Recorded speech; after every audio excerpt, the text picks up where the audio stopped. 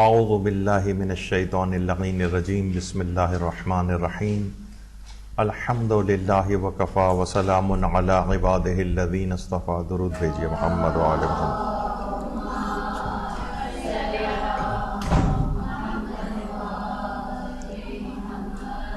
شکر خدا بجا لانے کے بہترین طریقوں کے سلسلے کا درس نمبر 3. شاید یہ درس آج ختم ہو جائے، شاید ایک اگلی کلاس تک جائے. دیکھیے، شکر پروردگار ایک ایسی چیز ہے کہ انسان اس سلسلے میں بہت ہی ناشکرہ واقع ہوا ہے. یعنی وہ صرف اپنی مصیبتوں کا اور پریشانیوں کا حساب کرتا ہے اور ان اربوں کھربوں نعمتوں کو جن سے وہ استفادہ کر چکا ہوتا ہے اس کو کبھی حساب میں نہیں لے کر آتا. آپ نے دیکھا کہ ہم بہت موٹی موٹی چند چیزوں کا حساب کرتے جا رہے ہیں آہستہ آہستہ، کہ ہم زندہ ہیں، یہ اللہ کی نعمت ہے، اور کتنی نعمتوں کا ہم اس انداز سے ذکر کرتے ہوئے جا رہے ہیں. یعنی انسان اگر دیکھے تو وہ صرف اپنی مشکلات کا اور پریشانیوں کا حساب رکھتا ہے، نعمتوں کا حساب نہیں رکھتا ہے. دیکھیے، شکر کرنا اور صبر کرنا، حضرت امیر المومنین علی ابن ابی طالب علیہ الصلوۃ والسلام فرماتے ہیں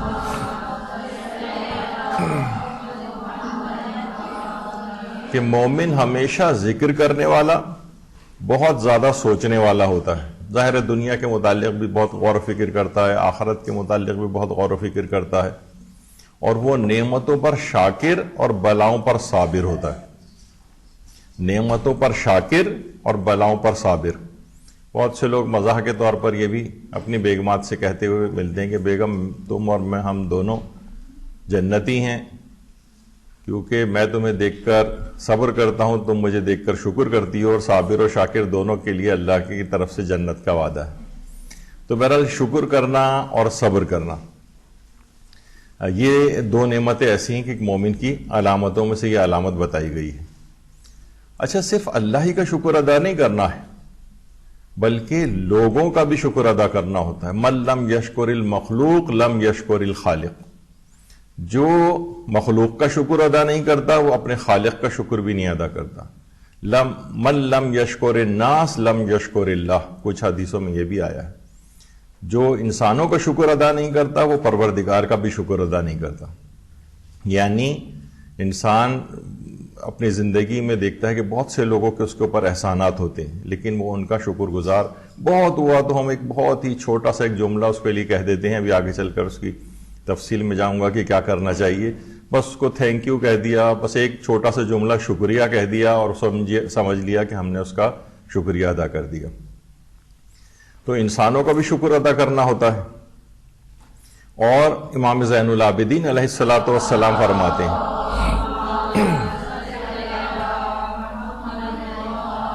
کہ تم میں سے جو شخص بھی لوگوں کا زیادہ شکریہ ادا کرتا ہے وہی اللہ کا سب سے زیادہ شکریہ ادا کرتا ہے.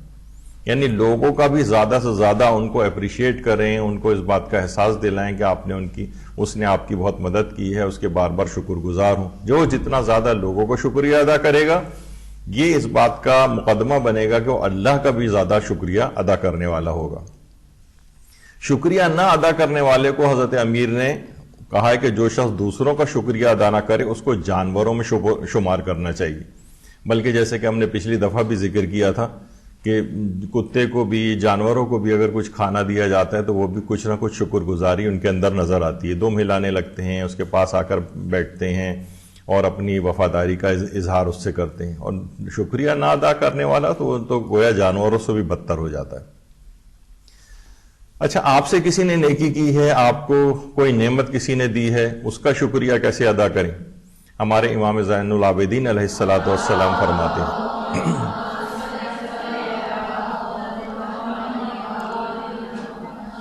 ایک تو امام فرماتے ہیں کہ اس کا شکریہ ادا کیا جائے. یعنی زبانی طور پر بھی شکریہ ادا کرنا یہ بھی ضروری ہے. زبانی بھی شکریہ ادا کیا جائے اور اس کے لیے دعائے خیر کی جائے. یہ دوسری چیز ہے جس سے مثلا ہم صرف زبان کی حد تک تو شکریہ ادا کر دیا، لیکن جب دعاؤں کا ذکر ہو اور جب انسان نماز کے بعد دعا کرنے کے لیے بیٹھے تو ان لوگوں کا ان کے لیے بھی دعا کرے جس نے اس پر کوئی نعمت دی ہے، کوئی احسان اس کے اوپر کیا ہے. اور امام فرماتے ہیں کہ تیسری چیز یہ ہے کہ اگر ممکن ہو سکے تو اس کی جزا بھی اس کو دے. مثلا مالی امداد کی ہے تو آپ بھی بڑھ کر اس کو کسی نہ کسی عنوان سے اس کو جو ہے پیسوں کے سلسلے میں مدد کریں. اس نے آپ کی گھر والوں یا اولاد یا کسی رشتہ دار کی مدد کی ہے تو آپ بھی بڑھ کر اس کی کریں. اور اس کے بعد یہ ہے کہ جو اس نے نیکی آپ کے ساتھ کی ہے بار بار آپ اس کا شکریہ ادا کریں. صرف زبان کی حد تک، یعنی اس حد تک نہیں کہ بس ہم نے ایک تھینک یو کہہ دیا اس کو، بلکہ زیادہ الفاظ میں اس کا شکریہ ادا کریں. تمہارا بڑا احسان ہے کہ تم نے مجھ پہ یہ فلاں مجھے اس وقت اس مصیبت سے بچایا، اگر تم نہیں ہوتے تو نہ جانے میرے پر کیا مصیبت نازل ہو جاتی.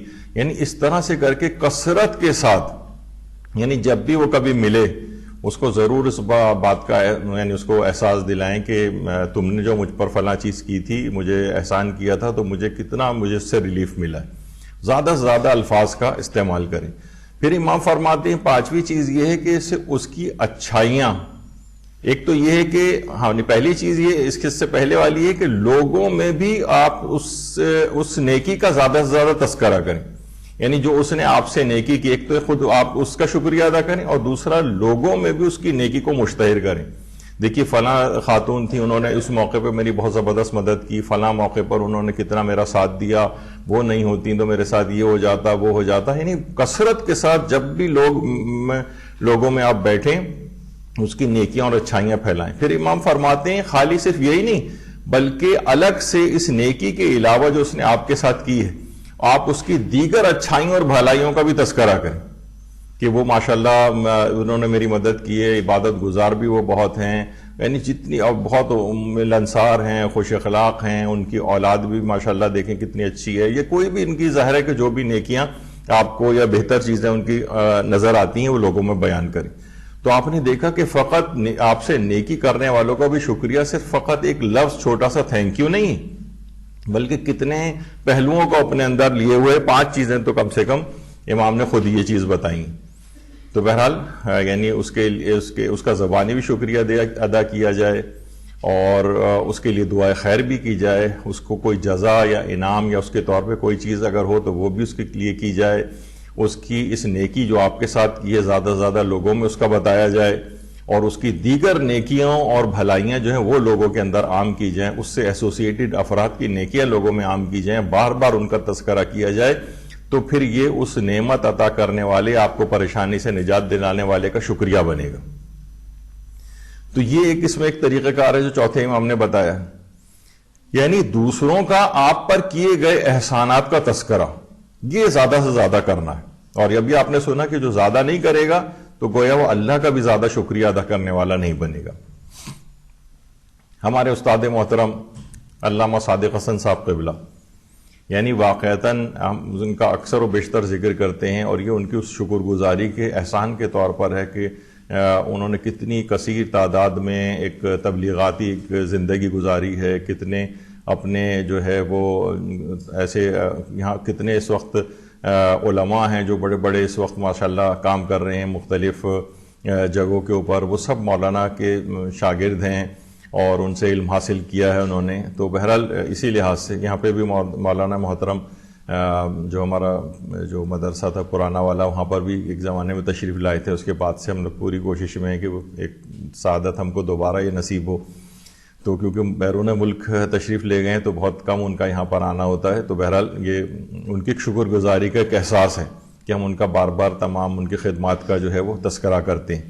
خود علامہ شہریار عابدی صاحب وہ بھی ان کی اس خدمات، کیونکہ انہوں نے بھی ان سے علم حاصل کیا، اور بلکہ انہی کی کوئی انسپریشن کی وجہ سے وہ جو ہے وہ ایران پڑھنے کے لیے گئے، اور آج تک وہ ان کی خدمات کا تذکرہ، یعنی شکر گزاری کا احساس، اس کی نیکیاں، اس شخص نے جو کوئی کام کیا ہے وہ زیادہ سے زیادہ لوگوں کو اس انداز سے بتایا جائے. یہ بہت ضروری ہے.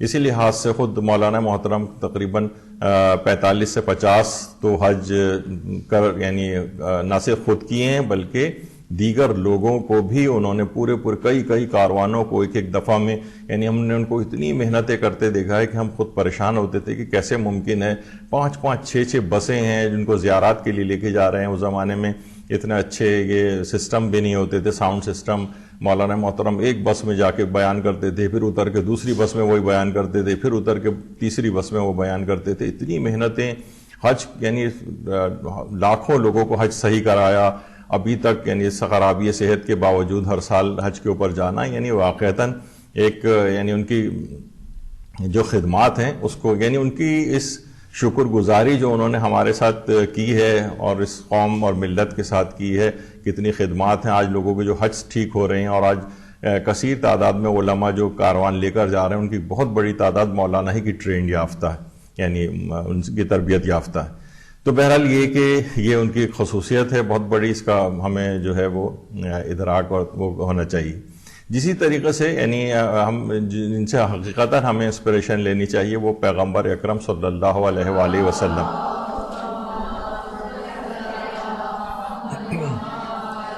آخر کیوں پیغمبر اکرم حضرت خدیجہ سلام اللہ علیہ کا اس قدر زیادہ تذکرہ ان کی شہادت کے بعد بھی فرماتے تھے؟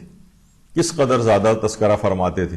یہ جنت المعلا کا جو قبرستان ہے مکہ میں، اس میں جب تک انہدام نہیں ہوا تھا تو ان کی قبر کے اوپر قبہ بھی بنا ہوا تھا، اور حضرت خدیجہ کی قبر وہاں پر تھی، اور اس کے بعد پھر وہ پورا مسمار کر دیے گئے، اور اب بالکل ایک فلیٹ ہے، اور اس کے ساتھ ہی ایک چھوٹی سی قبر جو ہے اور لوگوں کو نظر آتی ہے، جو انہی کے فرزند حضرت قاسم علیہ السلام کی تھی جو بچپن میں انتقال کر گئے تھے. تو بہرحال حضرت خدیجہ کا سلام اللہ علیہ کا اس قدر پیغمبر تذکرہ فرماتے تھے کہ دیگر بہت سی ازواج میں حسد پیدا ہونے لگتا تھا. اور روایات کے اندر یہ بھی آتا ہے، البدایہ والنہایہ کے اندر علامہ ابن کثیر نے یہ بات لکھی ہے کہ حضرت عائشہ نے فرمایا کہ ایک دن حضور نے ان کے سامنے حضرت خدیجہ کو یاد کر کے ان کی بہت زیادہ تعریف و توصیف فرمائی. تو حضرت عائشہ کے بیان کے مطابق ان رسول اللہ پر وہی اثر ہوا جو کسی عورت پر اپنے شوہر کی زبانی، حضرت عائشہ کے ان پر وہی اثر ہوا، حضرت عائشہ پر وہی اثر ہوا جو کسی عورت پر اپنے شوہر کی زبانی اپنے علاوہ کسی دوسری عورت کی تعریف سن کر ہوتا ہے، یعنی اپنی سوکن کی. جس پر حضرت عائشہ نے حضور کو کہا کہ یا رسول اللہ، آپ قریش کی اس بوڑھی عورت کا بار بار تذکرہ فرما کر اس کی تعریف فرماتے رہتے ہیں، حالانکہ اللہ نے ان کے بعد آپ کو مجھ جیسی جوان عورت بھی بیوی کے طور پر عطا کی ہے. اس کے بعد حضرت عائشہ فرماتی ہیں کہ میری زبان سے کلمات سن کر رسول اللہ کا رنگ اس طرح متغیر ہو گیا جیسے وحی کے ذریعے کسی غم انگیز خبر سے یا بندگان خدا پر اللہ کے عذاب کی خبر سے ہو جاتا تھا. اتنا پیغمبر یعنی ناراض ہوئے. اس کے بعد حضور نے فرمایا کہ ان سے بہتر مجھے کوئی بیوی نہیں ملی، کیونکہ انہوں نے ایمان لا کر اس وقت میرا ساتھ دیا جب کفار نے مجھ پر ظلم و ستم کی حد کر رکھی تھی. انہوں نے اس وقت میری مالی مدد کی جب دوسرے لوگوں نے مجھ سے محروم رکھا تھا. اس کے علاوہ ان کے بطن سے اللہ نے مجھے اولاد کی نعمت سے بھی سرفراز فرمایا، جبکہ میری کسی دوسری بیوی سے کوئی اولاد نہیں ہوئی. یعنی پیغمبر نے اتنا شکر گزاری، اتنے کلمات ان کی شکر گزاری کے طور پر کہے کہ پیغمبر کا اس قدر، یعنی یہ دیکھیں خود پیغمبر اپنی سیرت جو ہے اپنے قول پر سب سے زیادہ عامل تھے. یعنی اس قدر جس نے ان کو کے اوپر جو ہے یعنی یہ اس لحاظ سے نوازشات کی تھیں، اپنی پوری دولت پیغمبر اکرم کے حوالے کر دی تھی. بلکہ علماء بیان کرتے ہیں کہ اپنا پورا سونا اور زیورات خانہ کعبہ کے صحن میں اس طرح سے لا کر رکھ دیا تھا کہ سامنے کھڑا ہوا شخص پیچھے اس ڈھیر کے پیچھے دیکھ نہیں سکتا تھا. ہر کچھ پیغمبر کے اوپر اپنا نچھاور کر دیا. تو پیغمبر اس شکر گزاری کے جذبے سے ان کی بہت تعریف فرماتے تھے اور کہتے تھے خدا کی قسم خدیجہ مجھ پر اس وقت ایمان لائیں جب لوگ کفر اختیار کیے ہوئے تھے، انہوں نے مجھے اس وقت پناہ دی جب لوگوں نے مجھے ترک کر دیا تھا، اور اس موقع پر میری تصدیق کی جب لوگ مجھے جھٹلا رہے تھے.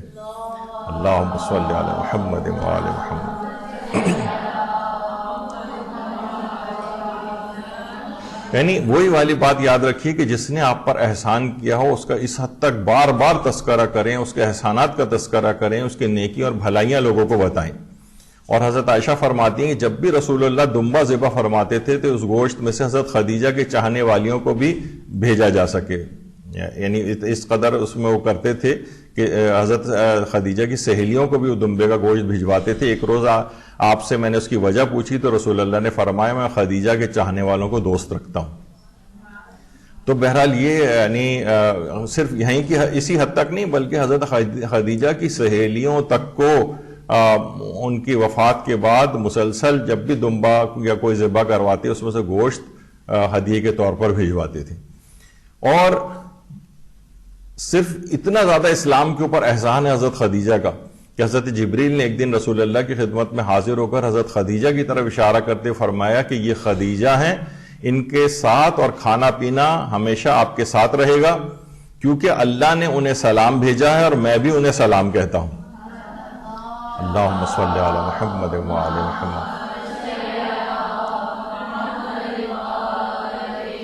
اسلام پر اس قدر خدیجہ کے احسانات ہیں کہ اللہ نے اپنا سلام کہلوایا، پروردگار عالم جو کائنات کی یعنی کوئی مثل اس کی نہیں ہے، کسی مخلوق کے برابر اس کو شائبہ بھی اس کا نہیں ہے، وہ سلام کہلوا رہا ہے جبریل کے تھرو حضرت خدیجہ سلام اللہ علیہ کو۔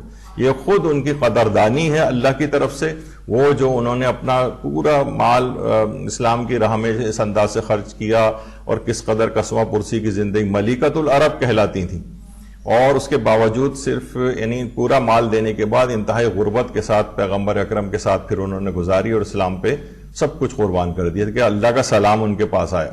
اور یہ بھی علماء فرماتے ہیں کہ جو قرآن کی آیت ہے وَوَجَدَكَ عَائِلًا فَأَغْنَا، اور آپ رسول خدا کو تنگ دست پایا اور ان کو غنی بنا دیا، یعنی اللہ نے رسول خدا کو جناب خدیجہ کے مال و دولت کے ذریعے غنی کر دیا تھا، یعنی اس پر حضرت خدیجہ کے مال نے ان کو غنی کیا تھا رسول اللہ کو، اللہ نے اس فعل کو اپنی طرف نسبت دی ہے، یعنی خدیجہ کے فعل کو اپنا فعل قرار دیا، اس قدر ان کی قدردانی کی، ان کی شکر گزاری کی قدردانی۔ تو اس وجہ سے یہ تفسیر المیزان میں علامہ محمد حسین طباطبائی نے لکھا ہے کہ اللہ نے غنی کیا تھا، لیکن حضرت خدیجہ سلام اللہ علیہ کے تھرو کیا تھا، تو ان کے اس فعل کو اپنا فعل قرار دیا۔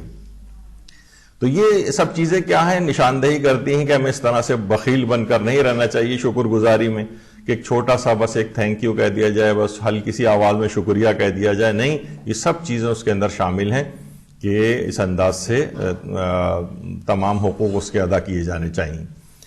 اور صرف یہی نہیں بلکہ دیگر ائمہ بھی اسی طرح سے شکر گزاری کا جذبہ اختیار کیے رہے۔ ائمہ نے اپنا تعارف حضرت خدیجہ کے ذریعے کرایا۔ امام حسین نے جب روز عاشورہ یزیدی فوج کے سامنے اپنا تعارف کرایا تھا تو یہ کہا تھا کیا تم لوگ یہ نہیں جانتے کہ میری جدہ خدیجہ بنت خویلد ہے؟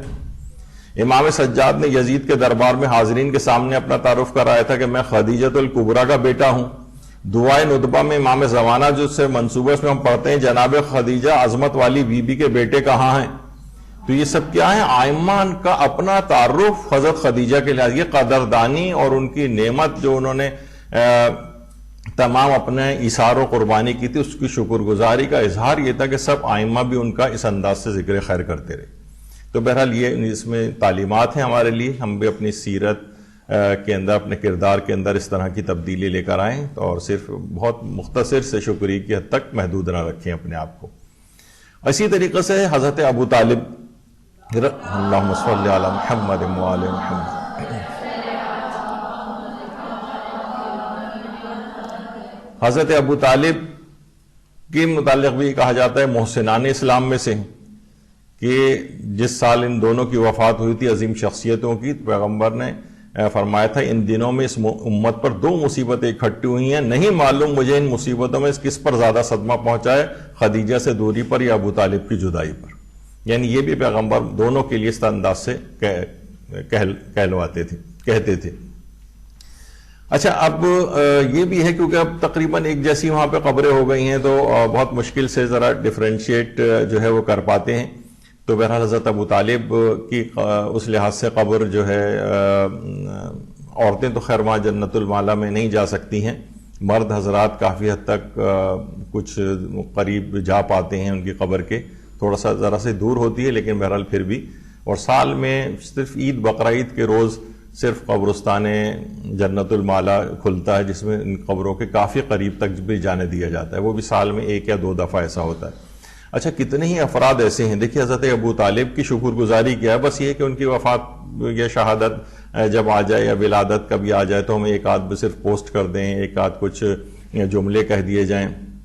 کتنے مومنین ایسے ہیں، ایک عالم دین مجھے ملے تھے سفر حج پہ، تو میں نے ایسے ہی ان سے پوچھا کہ آپ یعنی حج نیابتی اس طور پر آئے ہیں، تو انہوں نے خود کہا کہ بعض صاحب ثروت مومنین ایسے ہیں، جو ظاہر ہے ان کا نام بھی انہوں نے مینشن نہیں کیا، جنہوں نے ان کی ہر سال یہ ذمہ داری لگائی ہوئی، ان مولانا کا شاید یہ 20واں 22واں کوئی حج تھا، کہا کہ ہر سال کی ذمہ داری لگائی ہے کہ ہم آپ کو پیسے فائنینس کریں گے، ایک سال پیغمبر اسلام کے اور محسنان اسلام کے جو پیغمبر اسلام کے جو آباء و اجداد ہیں اس میں سے ایک سال میں حضرت عبد المطلب کی نیابت میں حج کر چکا ہوں، ایک سال میں حضرت ابو طالب کی نیابت میں حج کر چکا ہوں، ایک سال میں حضرت خدیجہ سلام اللہ علیہ کی نیابت میں کر چکا ہوں، ایک سال حضرت فاطمہ بنت اسد کی نیابت میں، ایک سال حضرت آمنہ کی نیابت میں، ایک سال جو حضرت عبداللہ پیغمبر اسلام کے والد کی نیابت میں. تو انہوں نے اپنے اس مال کا کتنا بہترین مصرف اس مومن نے ان کے لیے مقرر کیا کہ ہر سال وہ اس انداز سے، یعنی ان کی شکر گزاری کے لیے انہوں نے اتنی، ان محسنان اسلام نے کتنی صعوبتیں برداشت کی ہیں، اور یہ اسلام ہم تک جو ہے وہ پہنچایا ہے اتنی حفاظت کر کے. تو کم سے کم یہ شکر گزاری ہونی چاہیے کہ ان کے نیابت میں اس انداز سے حج کروایا جائے. جب یہ روایات میں بھی ملتا ہے کہ امیر المومنین علی ابن ابی طالب علیہ السلام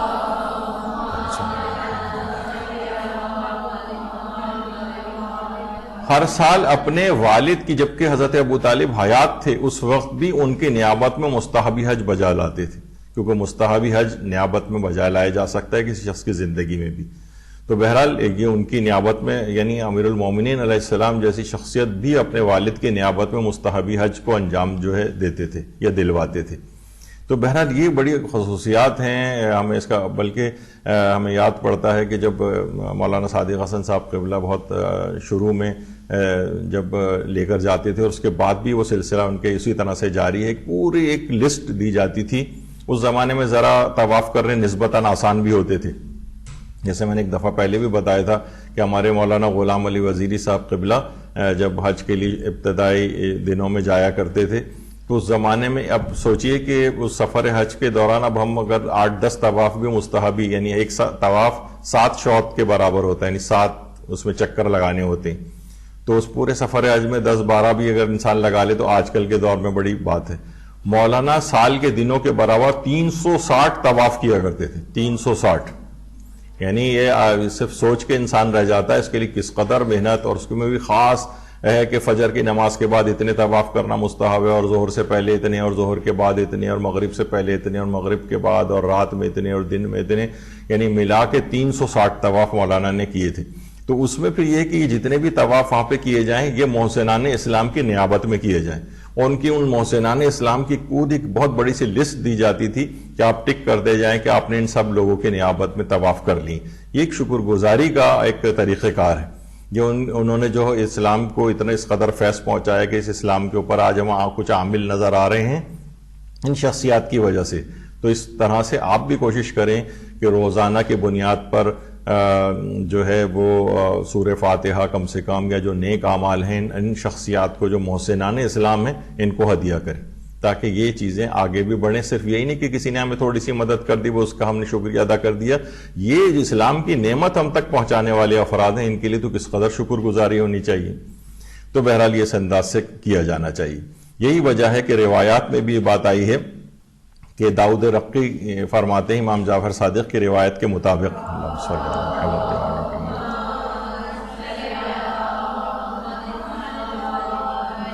کہ اگر ان شخصیات جو 5 عظیم شخصیات ہیں ان کی نیابت میں ایک ایک طواف اور اس کی نماز انجام دی جائے تو مالی مشکلات کے فوری حل کے لیے بہت مجرب ہے، جس میں حضرت عبد المطلب علیہ السلام، حضرت ابو طالب علیہ السلام، حضرت عبداللہ علیہ السلام، حضرت آمنہ سلام اللہ علیہ، حضرت فاطمہ بنت اسد سلام اللہ علیہ، ان 5 شخصیات عظیم شخصیات کی نیابت میں تو خود بھی کر سکتے ہیں. کوئی حج و عمرے پہ جا رہا ہو تو اس کو نائب بھی بنا سکتے ہیں. اجارے کے اوپر بھی آپ کہہ دیں اگر کوئی شخص نہیں کر، ظاہر ہے ہر ایک کو اپنے مسائل ہوتے ہیں، اجارے پر بھی کروا سکتے ہیں کہ بھئی آپ ہم سے پیسہ لے لیں اور ہماری یہ مالی مشکلات ہیں. تو ان 5 شخصیات کی طرف سے یہ 5 طواف اور ان کی نمازیں، یعنی ایک طواف 7 چکروں کے برابر ہوتا ہے. تو اس طرح سے تو جن لوگوں نے کیا ہے ان کے، یعنی ایسے ایسے واقعات ہم نے سنے کہ ابھی وہ وہیں پر ہی موجود ہیں اور انہوں نے لوگوں کے کروڑوں روپے لوگوں کے پھنسے ہوئے تھے، اور اس طواف کو انجام دینے کے بعد وہیں اطلاع ان کے پاس آئی کہ وہ ان کے پیسے ریلیز ہو گئے. یعنی لوگوں کی جو مالی مشکلات تھیں اتنی تیز رفتاری کے ساتھ حل ہوتی ہیں، تو کیا ہے کہ خود ائمہ کی طرف سے ان شخصیات کے لیے ریکمنڈیشن آئے کہ ان کے لیے طواف کیے جائیں ان کی نیابت میں، اور نماز طواف وغیرہ انجام دی جائے. تو یہ کیا ہے کہ ان کو مسلسل ان کی شکر گزاری کے لیے ان کو یاد رکھا جائے، ان کے لیے نیک اعمال بجائے لائے جائیں. یہ ایک طریقہ کار ہم کو سکھایا گیا ہے. اچھا، اگر کسی کے احسانات کا بدلہ نہ چکا سکیں تو کیا کریں؟ بعض اوقات ہوتا ہے نا کہ وہ شخص بھی ہمارے سامنے نہیں ہے، ہمیں کوئی ایسا شخص یاد آیا جس کی وجہ سے ہم پہ کوئی بہت بڑی مصیبت ٹل گئی تھی، تو یہ کہا جاتا ہے کہ کم سے کم پھر اس کے لیے اس کو دعائے خیر میں ضرور یاد رکھنا چاہیے. یعنی آپ اپنے جو دعاؤں کا جو بھی آپ کے پاس جن افراد کے لیے آپ دعائیں کرتی ہیں ان افراد کا نام لے کر خصوصیت کے ساتھ، یہ ایک عمومی طور پر کہ جس نے بھی مجھ پر احسانات کیے ہیں، جس نے مجھے میری مشکلات دور کی ہیں، ان کی وجہ سے مجھے فلاں نعمت حاصل ہوئی ہے. کسی نے کوئی جاب دلوا دی ہے، کسی نے کسی بچے کا کوئی مسئلہ حل کروا دیا ہے، کوئی ایڈمیشن کرا دیا ہے، اسکول کی فیس کا مسئلہ حل کروا ہے. اس طرح بہت سارے مسائل ہوتے ہیں. کم سے کم آپ ایک اجمالی نیت کر کے کہ جن افراد نے مجھ پر احسانات کیے ہیں، یہ دعائے خیر میں جو کر رہی ہوں ان افراد کی طرف سے یا ان افراد کے لیے. تو بہرحال یہ کم سے کم یہ کرنا چاہیے کہ اور کچھ نہ کر سکیں، کہ ہم اس کو جزا بھی نہ دے سکیں، ہم ان کی تعریف بھی لوگوں میں نہ کر سکیں، ان کے نیک اعمال باتوں کو بھی لوگوں میں نہ بتا سکیں، تو کم سے کم ان کے لیے دعائے خیر ضرور کرنی چاہیے. تحدیث نعمت، یہ اس سے پہلے بھی ہم نے اس کا تذکرہ کیا تھا کہ بس اس میں وہ ریاکاری والی چیزوں کی نیت نہ آئے. جیسے کہ لوگ ہوتا ہے کہ جناب ایک چیز کر رہے ہوتے ہیں اور اس کو فیس بک اور تمام سوشل میڈیا کے اکاؤنٹس میں یعنی ایک لقمہ کھاتے وقت اور ایک اپنے موو کی جو ہے وہ اطلاع لوگوں تک پہنچا رہے ہوتے ہیں. وہ تو ایک ریاکاری ٹائپ کی ایک چیز ہے. تحدیث نعمت ہے، کوئی نعمت کسی کو حاصل ہو تو وہ لوگوں کو دکھانے کی خاطر نہیں، بلکہ وَأَمَّا بِنِعْمَتِ رَبِّكَ فَحَدِّثْ، اس کے طور پر قرآن کی جو آیت ہے کہ جب اللہ کی کوئی نعمت ملے تو اس کو لوگوں میں بیان کرو. اس نیت سے وہ لوگوں میں ان چیزوں کو، اپنی اس نعمت کو جو ہے اگر بیان کر رہا ہے. تو علماء فرماتے ہیں کہ تحدیث نعمت کا ایک فائدہ یہ ہے کہ جب انسان بار بار اللہ کی نعمتوں کا ذکر لوگوں کے سامنے کرتا ہے، یعنی اللہ کی طرف رکھتے ہوئے. مثلا بہت سے لوگوں کا یہ بھی طریقہ کار ہوتا ہے کہ مثلا آپ سے کسی نے کہا کہ فلاں کام میرا کروا دیں، تو آپ بجائے اس کے آپ فون کر کے ان کو کہیں کہ میں نے آپ کا یہ کام کر دیا ہے، لوگوں سے یہ کہیں کہ اللہ نے آپ کا یہ کام کروا دیا ہے. یعنی یہ بعض اوقات اس میں الفاظ میں بھی احتیاط کریں کہ آپ اپنے طور پر اس میں کوئی ذکر نہ کریں. تو علماء فرماتے ہیں جب آپ تحدیث نعمت کرتے ہیں، جب آپ نعمت کا بیان کرتے ہیں کہ اللہ نے مجھ کو یہ عطا کی ہے، تو جب یہ کثرت کے ساتھ آپ کرتے ہیں تو آپ کی نگاہ میں نعمت کم سے کم تر ہوتی چلی جاتی ہے اور نعمت دینے والے کی طرف توجہ زیادہ ہوتی چلی جاتی ہے. یہاں تک کہ بعض اوقات اس نعمت سے بھی صرف نظر کرنے لگتا ہے اور براہ راست اللہ کی طرف متوجہ ہو جاتا ہے. تحدیث نعمت کا ایک فائدہ یہ ہے، یعنی جب آپ نعمتیں لوگوں کے سامنے بیان کرتی ہیں اللہ کی، تو ایک دن ایسا بھی اس کے اندر آتا ہے کہ پھر آپ کی توجہ نعمت سے ہٹ جاتی ہے اور مکمل نعمت دینے والے کی طرف ہو جاتی. یہ ایک اس کا بہت بڑا فائدہ شمار کیا جاتا ہے. یہی وجہ ہے کہ آیت اللہ دست غیب شیرازی فرماتے تھے جب رمضان آتا تھا، کہتے تھے کہ ماہ رمضان کی برکات اتنی زیادہ ہیں کہ میں انہیں گنوانے سے قاصر ہوں. بس یہی کہا جا سکتا ہے کہ اے مسلمانوں، سجدہ شکر ادا کرو اور سجدے میں کہو کہ خدایا تیرا شکر ہے کہ مجھ پر موت نہیں آئی اور ایک بار میں پھر عید اولیاء کو حاصل کرنے میں کامیاب ہو گیا. درود بھیجیے محمد والے محمد.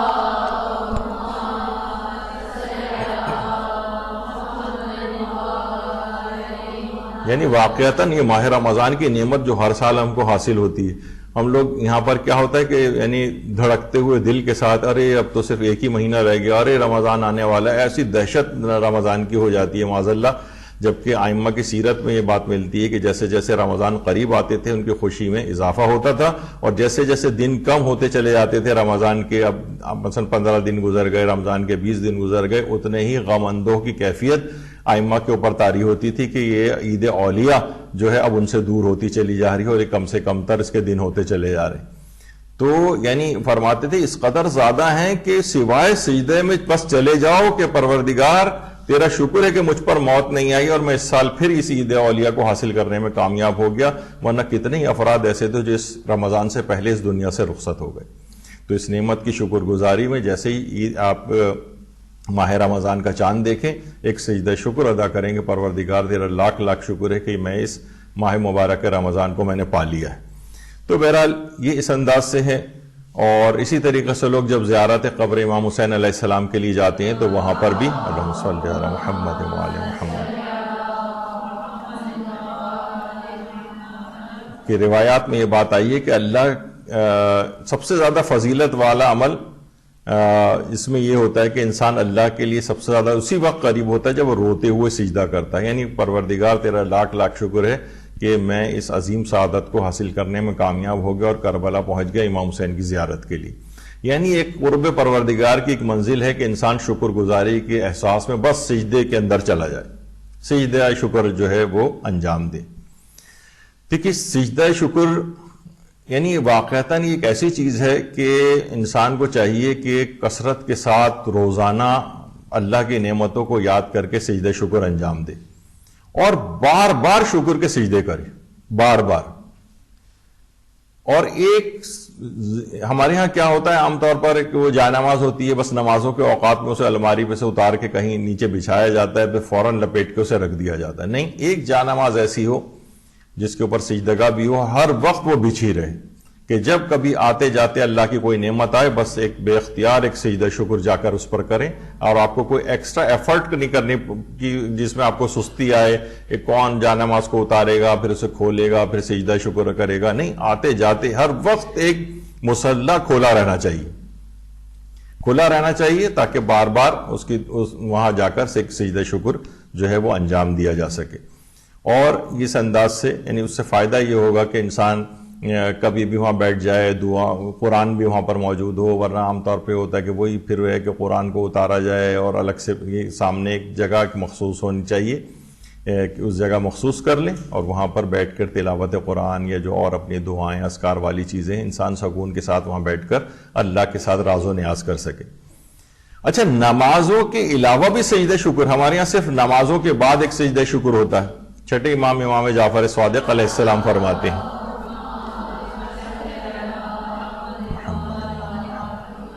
کہ جب کوئی مومن نماز کے علاوہ کسی نعمت پر سجدہ شکر انجام دیتا ہے تو اللہ اس کے لیے 10 نیکیاں لکھتا ہے، 2 برائیوں کو مٹاتا ہے، جنت میں اس کے 10 درجات کو بلند کرتا ہے۔ تو بہرحال یعنی نمازوں کے علاوہ سجدہ شکر یعنی 10 گنا اس کی جو ہے وہ یعنی 10 گنا ثواب میں اضافہ ہوگا، گناہ معاف ہوں گے، جنت میں درجات اس کے بلند ہوں گے۔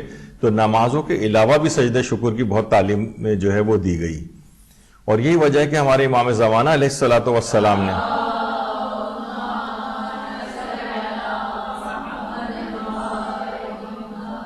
نے جو توقیات ان کے پاس آتی تھیں اور لوگوں کے سوالوں کے جواب دیتے تھے، تو اس میں ایک توقیع میں امام نے یہ فرمایا تھا کہ سجدہ شکر مستحبات میں بہت ضروری اور مستحب موقدہ ہے، بہت تاکیدی مستحب ہے، اور فرماتے تھے بے شک واجب نمازوں کے بعد دعا اور تسبیح کی فضیلت اس قدر زیادہ ہے کہ نافلہ نمازوں کے بعد دعاؤں پر وہ ایسی فضیلت رکھتی ہے جس طرح واجب نمازیں مستحب نمازوں پر فضیلت رکھتی ہیں۔ اور خود سجدہ جو ہے سجدہ شکر دعا اور تسبیح، یعنی سجدہ شکر میں جو ہے وہ دعا بھی ہے اور سجدہ شکر تسبیح بھی ہے، یعنی اگر کوئی شخص سجدہ شکر انجام دیتا ہے دعا اور تسبیح سب کا اس کو فائدہ ملتا ہے۔ تو امام زمانہ علیہ السلام نے خود اس کی بہت زیادہ سجدہ شکر کی بہت تاکید فرمائی ہے۔ اور یہ بھی حدیث کے اندر آیا کہ صرف یہ نہیں کہ ہمارے دماغ میں ظاہر ہے اس وقت آتا ہے کہ جو بڑی بڑی ہم پر نعمتیں آئی ہیں ہم ان کا شکریہ ادا کرتے ہیں، کم کا بھی شکریہ ادا کرو اور زیادہ کا بھی شکریہ ادا کرو۔ بہت چھوٹی چھوٹی سی بعض اوقات نعمتیں ہوتی ہیں لیکن ہم ان کا شکریہ ادا نہیں کرتے، بہت تیر مارا تو بڑی بڑی جو نعمتیں ہم کو ملتی ہیں ہم ان کا شکریہ ادا کرتے ہیں، کیونکہ روایات میں یہ بات بھی آئی ہے کہ پیغمبر فرماتے ہیں کہ جو شخص کم پر شکر نہیں کرتا وہ زیادہ پر بھی شکر نہیں کرتا، یعنی کم جو بالکل معمولی چیز بھی آپ کو اور آپ کو یاد آئے تو آپ مثلا سردیاں ہیں اور گرم موزے آپ کو پہنے ہوئے ہیں، اس سے آپ کو سکون مل رہا ہے، گرم لحاف کے اندر جب انسان شدید سردی کے اندر جاتا ہے تو اسے ایک سکون کی کیفیت ہوتی ہے، اسی پر شکریہ ادا کریں۔ دیکھا جائے تو بظاہر بڑی معمولی سی چیز لگ رہی ہے کہ ایک اچھا سا لحاف ہم کو مل گیا ہے، کتنے افراد ایسے ہیں روڈوں کے کناروں پر سردی میں ٹھٹر کے بیٹھے ہوتے ہیں وہاں پر، تو بہرحال یہ نعمت آپ کو ملی ہے، تو چھوٹی جو کمتر چیز کا شکریہ نہیں ادا کرتا وہ زیادہ پر بھی نہیں کرتا، تو چھوٹی چھوٹی چیزوں کا بھی اس انداز سے شکریہ ادا ہونا چاہیے۔ دیکھیں یہ جب بھی کہا جاتا ہے کہ نعمتیں وحشی جانور کی مانند ہیں، یعنی وحشی کیا ہوتا ہے؟ یعنی رسی دوڑا کر بھاگ جانے والا۔ یہ اگر ان کو آپ نے روکا نہیں شکر ادا کر کے تو یہ نعمتیں آپ کے ہاتھ سے چلی جاتی ہیں، زوال نعمت ہونے لگتا ہے۔ تو اس کے لیے ضروری ہے کہ ان نعمتوں کو، جس نعمت کو بھی آپ کو پروردگار کی روکنا چاہیں اور اس کو دائمی طور پر اپنے پاس رکھنا چاہیں، اس کا شکریہ ادا کرنا شروع کریں۔ دیکھیے بہت ساری چیزیں کہا جاتا ہے کہ یہ جو نعمتوں کو بھی وحشی کہا گیا ہے، علم کو بھی وحشی کہا گیا، العلم وحشیٌ، علم بھی ایک وحشی جانور کی طرح سے، اگر اس کو آپ نے لکھا نہیں تو یہ فرار اختیار کر جائے گا، کیونکہ آپ کے حافظے میں زیادہ عرصے چیزیں نہیں رہتی۔ تو اپنی کوشش کریں کہ جو بھی چیزیں ہوں آپ ان کے باقاعدہ نوٹس بنا لیا کریں، لکھ لیا کریں اپنے پاس۔ تو علم کے لحاظ سے بھی یہ بات آئی ہے، بعض جگہوں پہ قرآن کے لحاظ سے بھی آئی ہے کہ اگر قرآن کو آپ بار بار ریپیٹ نہیں کریں گے تو یہ بھی دماغ سے نکل جائے گا۔ جب بھی میں نے ایک دفعہ آیت اللہ خوئی کا ایک فتویٰ بتایا تھا، فرماتے تھے کہ احتیاط واجب کی بنا پر جو سورہ اپنے حفظ کر لی ہیں ان کو اس قدر دہرانا ضروری ہے کہ اس کو آپ بھولنے نہ پائیں، اس کو آپ بھولنے نہ پائیں۔ احتیاط واجب کی بنا پر وہ کہتے تھے یہ ضروری ہے۔ خیر آغا سیستانی کا تو یہ نہیں ہے فتویٰ، لیکن بہرحال کوئی ایک فتویٰ اس انداز سے علماء کا نظریہ رہ چکا ہے کہ اس کو، ورنہ کیا ہے وہ بھی فرار اختیار کر جائے گا، آپ کے دماغ سے نکل جائے گا بار بار۔ بہت سے بچے بچپنے کے زمانے میں انہوں نے کچھ سورے یاد کر لیے جاتے ہیں، والدین کوشش کریں کہ روزانہ کی بنیاد پر اس کو ریپیٹ کروائیں، کھانے سے پہلے اور اسکول جانے سے پہلے، اور ان کے دماغ میں ڈال دیں، روزانہ کسی نہ کسی اعتبار سے ان سے سنتے رہیں، ورنہ وہ ان کے دماغوں سے نکل جاتے ہیں۔ تو بہرحال اسی طریقے سے نعمتیں بھی وحشی جانور کی مانند ہیں کہ اگر آپ نے ان کو شکریہ ادا کر کے اور حمد پروردگار ادا کر کے ان کو اپنے پاس قابو نہیں کیا تو وہی فرار اختیار کر جائیں گے اور اس نعمت کا زوال ہو جائے گا۔ سجدہ شکر کے سلسلے میں خود آیت اللہ سیستانی نے جو فرمایا ہے اس میں، وہ فرماتے ہیں کہ ہر نئی نعمت کے ملنے پر اور کسی مصیبت کے ٹلنے پر یا ایسی چیز یاد آتے وقت اللہ کا شکر ادا کرنے کے لیے سجدہ کرنا مستحب ہے۔ یعنی کوئی ہر نئی نعمت آپ کو ملی، کوئی مصیبت آپ کی ٹلی، یا اسی طرح کی کوئی بھی چیز آپ کو یاد آ گئی، اس کا اللہ کا شکریہ ادا کرنے کے لیے سجدہ کرنا مستحب ہے۔ ایک تو ہم الحمدللہ کہتے ہیں، وہ تو اپنی جگہ ہے، خصوصیت کے ساتھ سجدہ شکر۔ اسی طرح کسی واجب یا مستحب کام کو ادا کرنے کی توفیق ملنے پر بھی شکر ادا کرنے کے لیے سجدہ کرنا مستحب ہے۔ کوئی نیکی کا کام آپ سے ہو گیا، نماز جعفر تیار آپ نے ادا کر دی، اب الگ سے ایک سجدہ ادا کریں کہ اس مستحب کام کی پروردگار نے مجھے توفیق عطا فرمائی ہے تو میں اس کے لیے ایک سجدہ بجا لاتی ہوں، اور نماز واجب وغیرہ کے لیے تو آپ کرتی ہی۔ فرماتے ہیں بلکہ ہر اچھے کام کی توفیق ملنے پر بھی شکریہ ادا کرنے کے لیے سجدہ کرنا مستحب ہے، یعنی ہر اچھے کام کی توفیق ملنے پر۔ فرمایا مثلا جیسے صلح و صفائی کرانا، آپ نے صلح و صفائی کرائی دو لڑتے ہوئے افراد میں، ان میں آپس میں میل جول ہو گیا، دوبارہ ایک سجدہ شکر انجام دیں، اور ان سب کے لیے ایک سجدہ کافی ہے۔ فرماتے ہیں اور دو سجدے کرنا افضل ہے، دو سجدے کرنا افضل ہے۔ جب یہ ہمارے یہاں عام طور پر پیشانی کو رکھا جاتا ہے، پھر دایاں گال رکھا جاتا ہے، پھر بایاں گال رکھا جاتا ہے، پھر اس کے بعد دوبارہ پیشانی کو رکھا جاتا ہے، تو یہ خود بخود ہی اس کے اندر تعدد آ جاتا ہے، یعنی اس فضیلت والی بات پر آپ عمل کر لیتی ہیں کہ اس میں ایک سجدے کے بجائے دو کرنے مستحب ہوتے ہیں۔ یہ آیت اللہ سیستانی کا بھی اور دیگر علماء بھی یہ فرماتے ہیں۔ تو آپ نے دیکھا ایک ہی فتوے میں کتنی ساری باتیں انہوں نے سجدہ شکر کے متعلق لکھی، تو یہ اپنی زندگی میں ایک رائج چیز ہونی چاہیے۔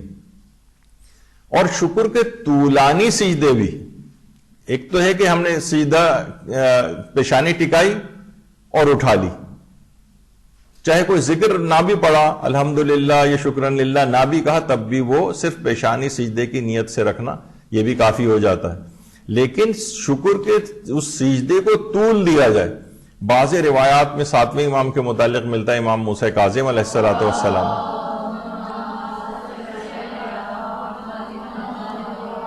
اس قدر طولانی سجدہ انجام دیتے تھے کہ نماز فجر کے بعد تعقیبات میں سجدہ میں جو سر رکھتے تھے تو ظہر کے وقت سجدے سے سر کو اٹھاتے تھے۔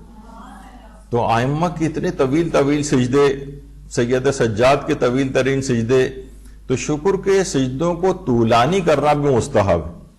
اور روایات میں یہ بھی ہے کہ ایک دفعہ امام محمد باقر علیہ الصلوۃ والسلام،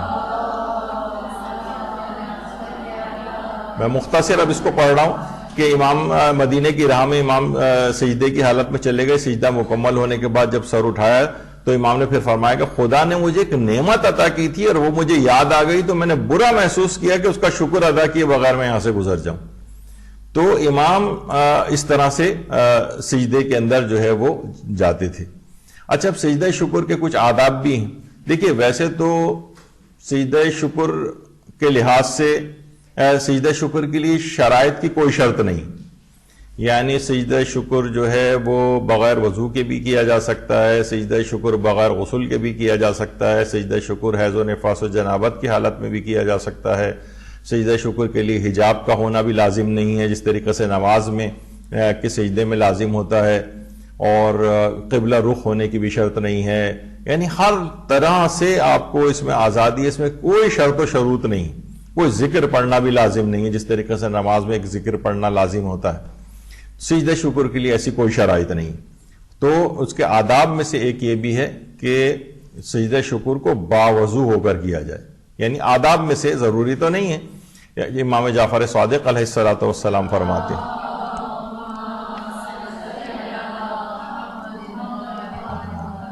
کہ اگر کوئی شخص باوضو ہو کر کسی نعمت کے لیے خدا کا شکر ادا کرے، سجدہ شکر ادا کرے، تو خدا اس کو 10 نیکیاں عطا فرمائے گا اور 10 بڑے بڑے گناہوں کو معاف کرے گا. کبیرہ گناہوں کو، کبیرہ گناہ جن کے اوپر جہنم کا وعدہ کیا گیا ہے، جہنم اس پہ لازمی ہو گئی تھی جن گناہوں کے انجام دہی کی وجہ سے، باوضو ہو کر سجدہ شکر انجام دینے سے وہ کم سے کم 10 بڑے گناہ کبیرہ سے انسان کو نجات مل جاتی.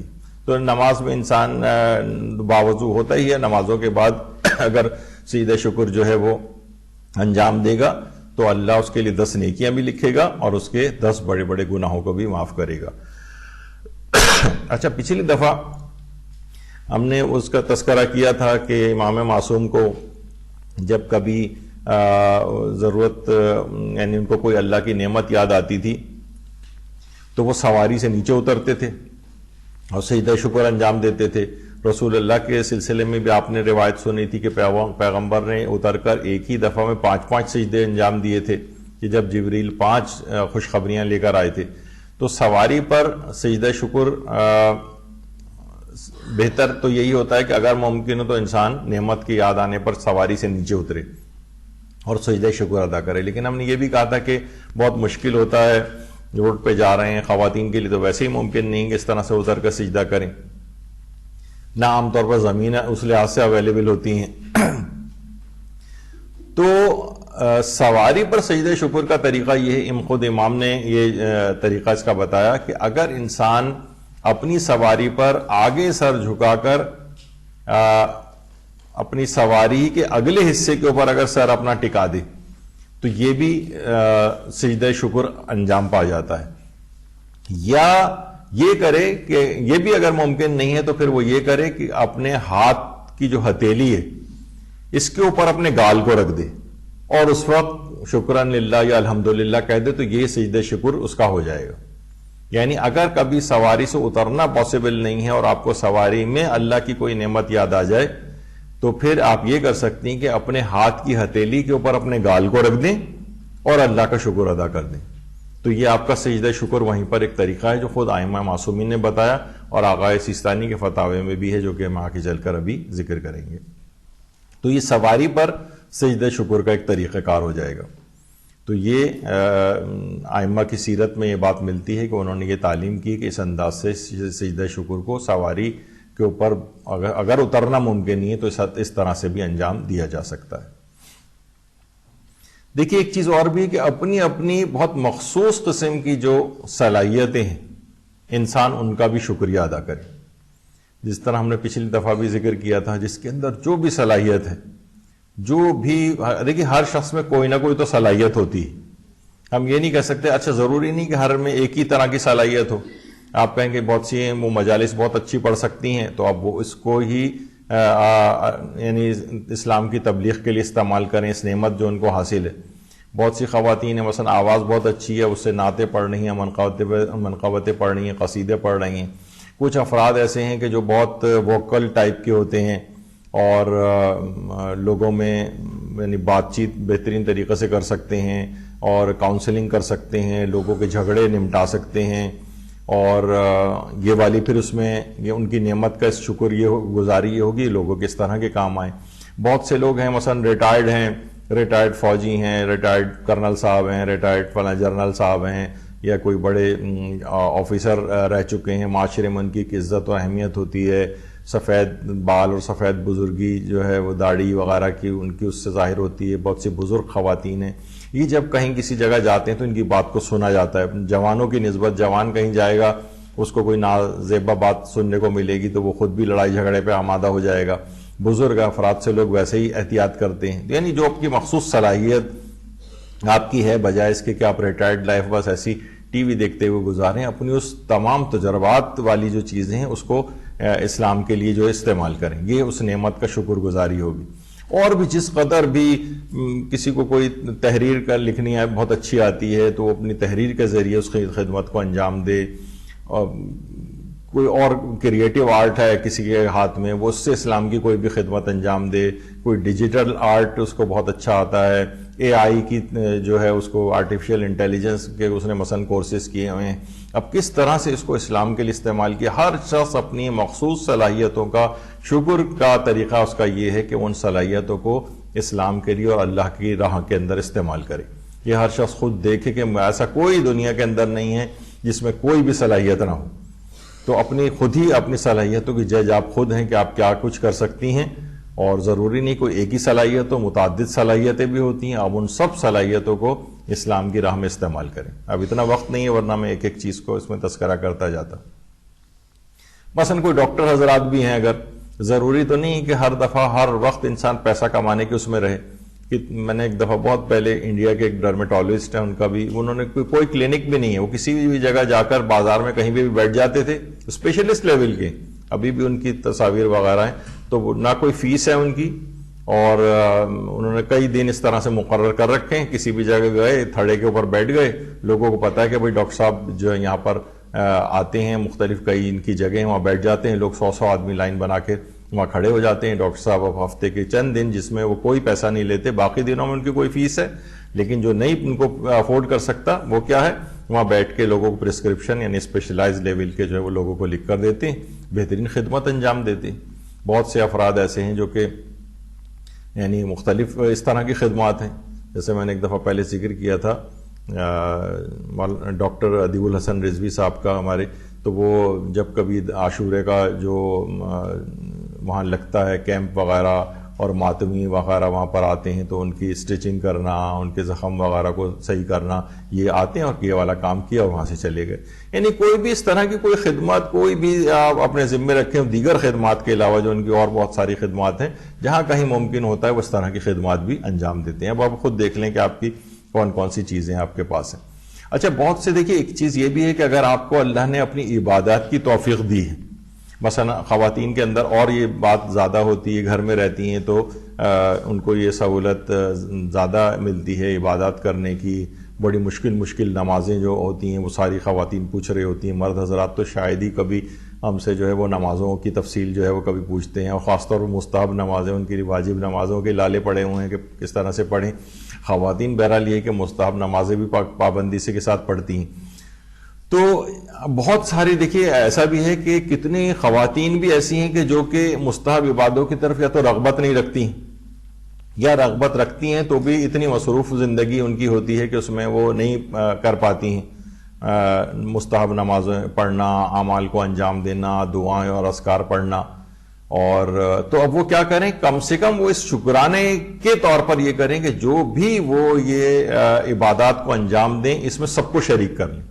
یعنی اس عبادت کو انجام دینے کے بعد آپ کہیں کہ اس کا ثواب ان تمام افراد کو پہنچے کہ جنہوں نے اس عبادت کو انجام نہیں دیا ہے، کوئی مصروفیت ہے، کوئی مشغولیت ہے، یا مثلا متوجہ نہیں ہیں، بہت سارے افراد ایسے ہیں، آپ دیکھتے ہیں خاندانوں کے اندر ذرا لاؤبالی قسم کے افراد ہیں، اس طرف ان کی توجہ نہیں ہے، تو ہم کب یہ پسند کریں گے کہ وہ بس ایسی کمتر ترین جنت کے درجے میں وہ رہ جائیں اور ہم اوپر کے درجے میں چلے جائیں، یا وہ جہنم میں چلے جائیں، ہم ان کو دیکھتے رہیں، ہم مزے سے جنت میں چلے جائیں؟ نہیں، اپنی جو یہ ثواب کی چیزیں اس میں دوسروں کو شریک کر لیں. آپ جو بھی آپ نیک کام انجام دیں، آپ کہیں اس کے ثواب میں فلاں فلاں تمام افراد کو، تمام شیعان حیدر کرار کی خدمت میں ہدیہ کرتی ہوں، اس کی حضرت آدم سے لے کر قیامت تک آنے والے تمام مومنین کے لیے میں ہدیہ کرتی ہوں، ان افراد کے لیے ہدیہ کرتی ہوں جن کا اس دنیا میں کوئی فاتحہ پڑھنے والا نہیں ہے.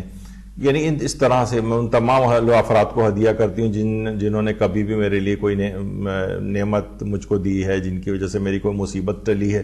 یعنی آپ اس نعمت عبادت کی شکر گزاری میں دوسرے لوگوں کو شریک کریں.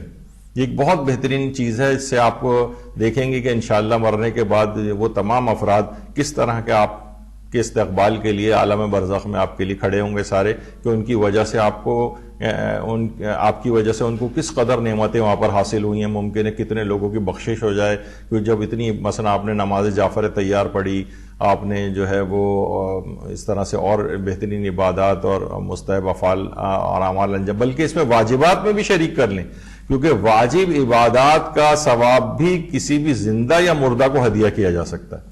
زندہ کو بھی ہدیہ کر سکتے ہیں. نماز واجب پڑھی، اس کا ثواب میرے والدین کو پہنچے، اس کا ثواب تمام مومنین و مومنات کو پہنچے. واجب حج انجام دیا، خمس نکالا آپ نے یا فطرہ نکالا، جتنے بھی واجب عبادات اور نیک کام ہیں ان سب کے لیے آپ دوسروں کو ہدیہ کرنے کی سہولت موجود ہے. ایسا نہیں کہ لوگ کہیں کہ بھئی صرف مستحبات کی حد تک ٹھیک ہے، اس کی اجازت ہے، واجبات کا ثواب تو ہمارے لیے ہوگا. نہیں، واجبات کے ثواب میں بھی ہدیہ کیا جا سکتا ہے. اور یہ ہدیہ اس طرح کا نہیں کہ ہم نے پیسے نکال کے کسی کو دیے تو ہمارے پاس کچھ پیسے فی الحال کم ہو گئے. نہیں، بلکہ آپ کا ثواب دگنا ہو جاتا ہے، بلکہ آپ کا ثواب نہ جانے کتنے گنا ہو جاتا ہے. یعنی نہ صرف یہ کہ ثواب کم نہیں ہوتا، ثواب بہت زیادہ بڑھتا ہے، اور اس قدر بڑھتا ہے کہ بعض اوقات ہمیں پتہ بھی نہیں چلتا کہ کتنا عظیم ثواب ہم کو حاصل ہوا. کہ اس شکر گزاری میں آپ کم سے کم یہ والے کام کریں کہ دوسرے لوگوں کو اس میں شریک کریں. اچھا، شکر گزاری، نعمتوں کے شکر میں نمازیں بھی پڑھی جاتی ہیں، نعمتوں کے شکر میں روزے بھی رکھے جاتے ہیں، نعمتوں کے شکرانے کے طور پر سجدہ شکر بھی انجام دیا جاتا ہے، نعمتوں کی شکر گزاری کے طور پر اپنی اس صلاحیت کو اللہ کے لیے استعمال بھی کیا جا سکتا ہے. یعنی یہ جو شکر گزاری کا جو طریقہ کار ہیں یہ الگ الگ ہیں. یعنی اس میں بہت سارے طریقوں سے یہ شکر ہو سکتا ہے. کیونکہ یہ ہم نے اس سے پہلے ایک حدیث پیغمبر اکرم صلی اللہ علیہ وآلہ وسلم کی،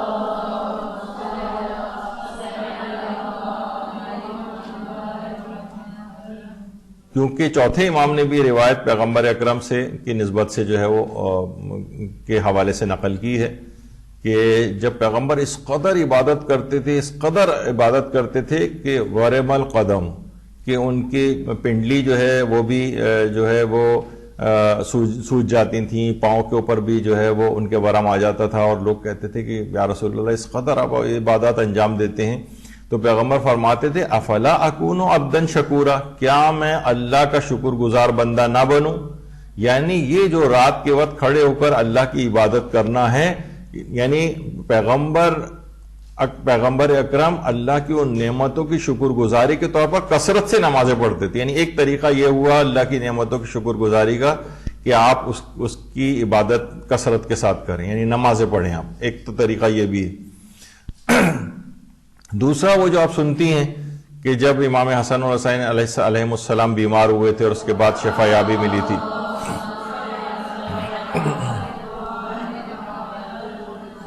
تو پھر شکر گزاری کے طور پر کیا کیا گیا تھا؟ روزے رکھے گئے تھے، اور پھر اس کے بعد سورہ انسان یا سورہ دہر ان کی شان میں نازل ہوا تھا. یعنی کبھی شکر گزاری کے جذبے میں نمازیں پڑھی جاتی ہیں جیسے پیغمبر نے کر کے بتایا، اور پھر شکر گزاری کے جذبے کے تحت روزے بھی رکھے جاتے ہیں. یہ بھی پیغمبر اور ائمہ کی سیرت کے اندر جو ہے اس انداز سے ملتا ہے کہ پھر سورے کو نازل ہونا پڑتا ہے. تو بہرحال یہ طریقہ کار ہے. اسی طریقے سے مثلا ملتا ہے کہ امام سجاد کی دعا کا ذکر سن کر مختار نے شکرانے کے طور پر روزے رکھے تھے. منہال کہتا ہے کہ امیر مختار سے میں نے کہا کہ مجھے آپ مشرف فرمائے اور کچھ دیر کے لیے میرے پاس بیٹھیں. تو مختار نے کہا منہال اگر تو نے مجھے میرے امام کی وہ دعا نہ سنائی ہوتی جو میرے ہاتھوں قبول ہوئی ہے تو میں ضرور بیٹھ جاتا, لیکن اب تو میرے لیے اس کے شکر میں روزہ رکھنا ضروری ہے, اور آج میرا روز عید ہے. یعنی میں نے یہ جو جملے سنے ہیں کہ امام میرے اس عمل سے جو میں نے قاتلوں سے انتقام لیا ہے کربلا کے, امام ان کی دعا مجھ کو ملی, کیونکہ مختار کے لیے 3 ائمہ نے الگ الگ مواقع کے اوپر دعا کی تھی مختار کے لیے. تو بہرحال اتنی شکر گزاری کا احساس پیدا ہو گیا کہ اب میرے لیے شکر کے روزے رکھنا جو ضروری ہو گیا. یعنی شکر گزاری میں روزے بھی رکھے جاتے ہیں, شکر گزاری کے لیے نمازیں جو ہیں وہ بھی پڑھی جاتی ہیں. اچھا, اب شکر کی عادت کیسے ڈالیں, کیسے عادت ڈالیں؟ دیکھیں, نیکیوں کی عادت ڈالی جاتی ہے. دیکھیں بہت سارے ایسی چیزیں ہیں جو ذائقے بھی ایسے ہوتے ہیں کہ جو آپ ذائقہ ڈیولپ کرنا پڑتا ہے. جیسے میں نے ایک دفعہ پہلے کہا تھا کہ مثلا کابلی پلاؤ عام طور پہ کوئی پہلی دفعہ کھاتا ہے تو اس کو پسند نہیں آتی, لیکن بعد میں جب اس کی عادی ہو جاتا ہے, اب تو وہ اس کے کچھ لیٹسٹ ٹائپ کے ورژن آ گئے ہیں لیکن اصل جو کابلی پلاؤ ہے وہ اس کا ایک الگ ہی ٹائپ کا ٹیسٹ ہوتا ہے, لیکن اس کا ٹیسٹ ڈیولپ کیا جاتا ہے. یا مثلا بعض علماء نے ایک چیز کی مثال دی ہے, جیسے ابتدائی طور پر سگریٹ کوئی شخص پیے کتنا عجیب اس کو لگتا ہے, لیکن یہاں تک کہ جب وہ بار بار پیتا ہے تو اس کا ایک نیگیٹو سینس میں اسے ایک ٹیسٹ ڈیولپ کر لیتا ہے, پھر اس کے بغیر اس سے رہا ہی نہیں جاتا ہے. تو بہرحال جو اگر پازیٹو کوئی چیز ہے تو اس کا بھی ڈیولپ کیا جائے گا ٹیسٹ. تو شکر کی عادت ڈالنی پڑے گی. یہ نہیں کہ بس ایک آدھ دفعہ کبھی آپ نے ایسا کر لیا, کبھی ایک آدھ دفعہ سجدہ کر لیا, سال میں ایک آدھ دفعہ روزہ رکھ لیا, کبھی کبھار ایک آدھ 2 رکعت کی نماز پڑھ دی آپ نے. یہ اس کو عادت ڈیولپ ہونا نہیں کہیں گے. یعنی شکر کی عادت ڈالی جاتی ہے. اور بعض اوقات یہ بھی ہوتا ہے کہ اس میں اسٹریچنگ کی جاتی ہے. جیسے میں نے ایک دفعہ جب یہاں شب قدر کی نہیں, یہ جو نماز شب ہے اس کو پابندی سے کیسے پڑھیں, تو لوگوں کو ابتدائی طور پر اس کی عادت نہیں ہوتی نماز شب کی. تو یہ بات بیان ہوئی تھی کہ اسٹریچنگ کریں, کہ یعنی ٹھیک ہے ابھی فی الحال کیا کریں کہ آپ کہیں کہ 11 رکعت نہیں میں پڑھ سکتی تو 3 رکعت پڑھ لیتی ہوں, 3 بھی نہیں پڑھ سکتی تو 1 رکعت پڑھ لیتی ہوں, 1 رکعت میں بھی صرف سورہ الحمد پہ اکتفا کر لوں گی, اور اتنی جلدی کے ساتھ آپ کی 1 منٹ سے بھی کم میں نماز شب ہو جائے گی. اب پھر اس کے بعد جب آپ عادی ہو جائیں تو 1 سے 3 کر لیں, پھر 3 سے جو ہے 8 کر لیں, پھر 8 کے بعد 11 کر لیں, پھر آپ کے لیے آسانی ہو جائے گی. ایک بزرگ کہتے تھے کہ مثلا مجھے نماز شب کے لیے اٹھنا بہت مشکل ہوتا ہے, تو میں نے یہی اسٹریچنگ کرنی شروع کی. میں نے ابتدائی طور پر دل راغب نہیں ہوتا, تو میں نے کہا کم سے کم الارم تو لگا ہی لینا چاہیے. اچھا, جب الارم لگا دیا, آنکھ کھل گئی, جب آنکھ کھلی گئی ہے تو ایسا کرتا ہوں میں اٹھ کے بیٹھ ہی جاتا ہوں. نماز نہیں بھی پڑھنی تو کیا ہوا, تھوڑی دیر بیٹھوں گا, ذکر خدا کروں گا, پھر سو جاؤں گا. پھر جب بیٹھ گئے تو کہا کہ چلو وضو کر کے ہی آ جاؤں. جب وضو بھی کر کے آ گئے تو سوچا پھر نماز تو ویسے ہی نیند اڑ جاتی ہے, چلو اب نماز پڑھنے میں کیا حرج ہے. تو انسان بہلا کر بھی اپنے آپ کو اس کی طرف لے کر آتا ہے کہ اس چیز کی عادت پڑ جائے. تو شکر کی بھی عادت ڈالی جاتی ہے, عادت ڈالیں اس کی. اس کا ایک طریقہ کار تو یہ شکر گزار ہے, کچھ صحبت اختیار کیجیے. دیکھیے عام طور پر یہ ہوتا ہے کہ آپ ایسی خواتین کے ساتھ رہ رہی ہیں, آپ کی ایسی سہیلیاں ہیں جو ہر وقت شکایتوں کے انبار ان کے پاس رہتے ہیں, ہر وقت شکوے, دیکھو میرے ساتھ یہ ہو گیا, فلاں ہو گیا, میں بیمار پڑ گئی تو فلاں, اور شادی کا یہ مسئلہ ہو گیا, اور ساس مجھے بری مل گئی, اور شوہر اس طرح کا مل گیا. بس ان کے پاس ہر وقت زبان کے اوپر شکوے اور شکایتیں. ان لوگوں سے دوری اختیار کریں ذرا, کیونکہ یہ اپنا اثر آپ کے اوپر ڈالتے ہیں. پھر آپ بھی ہر چیزوں پہ لوگوں کی شاکی رہتی. شکر گزاروں کی انسان صحبت اختیار کریں. بہت سے لوگ ایسے ہیں کہ جو ان کا مزاج ذرا کافی ایگریسو ٹائپ کا ہوتا ہے, غصے میں جلدی آ جاتے ہیں.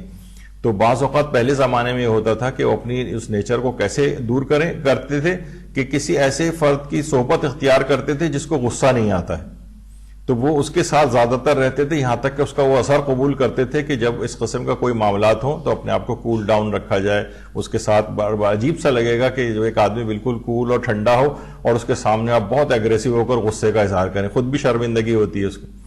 تو بہرحال شکر گزاروں کی صحبت کو اختیار کریں, نیک افراد کی صحبت کو اختیار کریں. بعض اوقات دیکھیے اس قسم کے افراد بھی ہوتے ہیں کہ جناب بہت سے لوگ شکوک و شبہات ڈالنے والے ہیں. کسی نے لکھ کے سوال بھی پوچھا تھا کہ آج کل ایتھیزم بہت پھیل رہا ہے اور اس کے متعلق گفتگو کرنی چاہیے. دیکھیے وہ افراد، میرا اپنا مشورہ یہ ہے کہ جو افراد اس یقین کی حالت میں ہیں وہ زبردستی اپنے آپ کو شکوک و شبہات والی چیزوں کی طرف نہ لے کے جائیں. خود مولا امیر المومنین علی ابن ابی طالب علیہ السلام فرماتے ہیں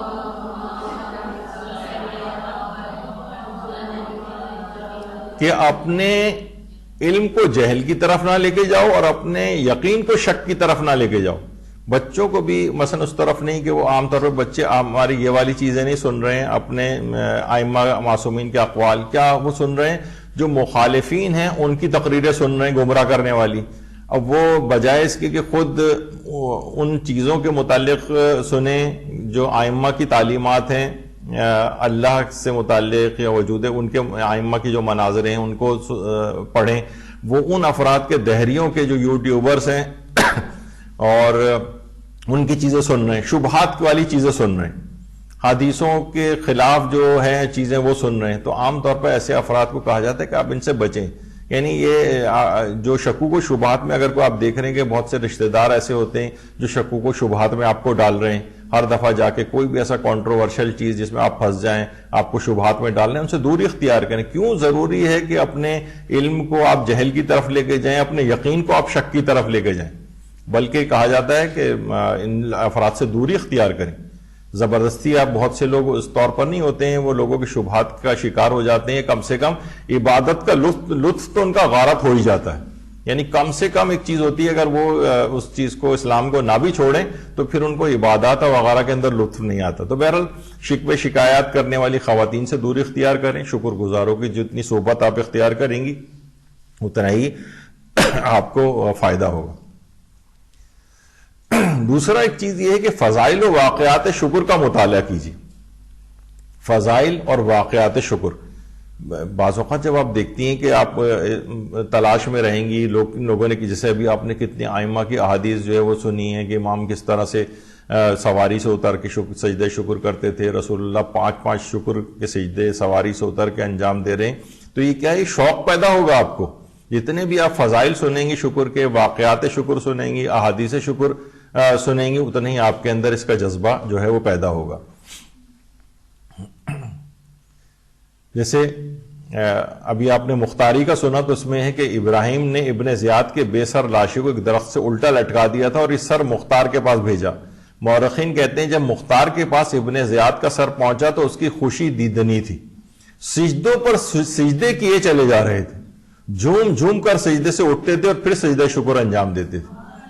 تو آپ نے دیکھا کہ بہرحال یعنی مختار کا جو طریقہ کار تھا، یعنی ابن زیاد کے نجس سر کو کٹا ہوا دیکھ کر کس قدر کثرت کے ساتھ سجدے انجام دیے.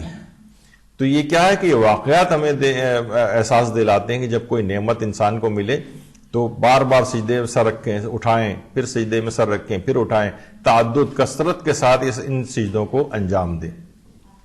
اسی طریقے سے جب مختار نے ابن زیاد اور دوسرے چند ملاؤنوں کے سر کو محمد حنفیہ کے پاس بھیجا اور انہوں نے ان سروں کو امام زین العابدین علیہ السلام کے پاس بھیجا تو امام زین العابدین علیہ السلام سجدے میں گر گئے اور فرمایا سب تعریفیں اس اللہ کے لیے جس نے مجھ پر لطف فرمایا کہ میں اپنے دشمنوں سے اپنے شہیدوں کے خون کا انتقام دیکھوں اور اللہ مختار کو جزائے خیر عطا فرمائے.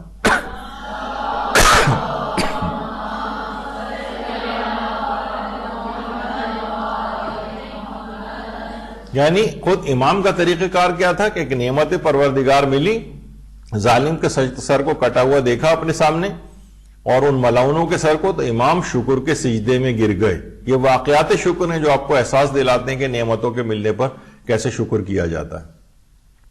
اور چھٹے امام یہ بھی فرماتے ہیں کہ جب خداوند عالم کے بھیجے ہوئے فرشتے حضرت ابراہیم کے پاس انسانی شکل میں آئے تو آپ نے ان کے لیے گائے کا ایک بچڑا پکا کر پیش کیا اور کہا کھاؤ.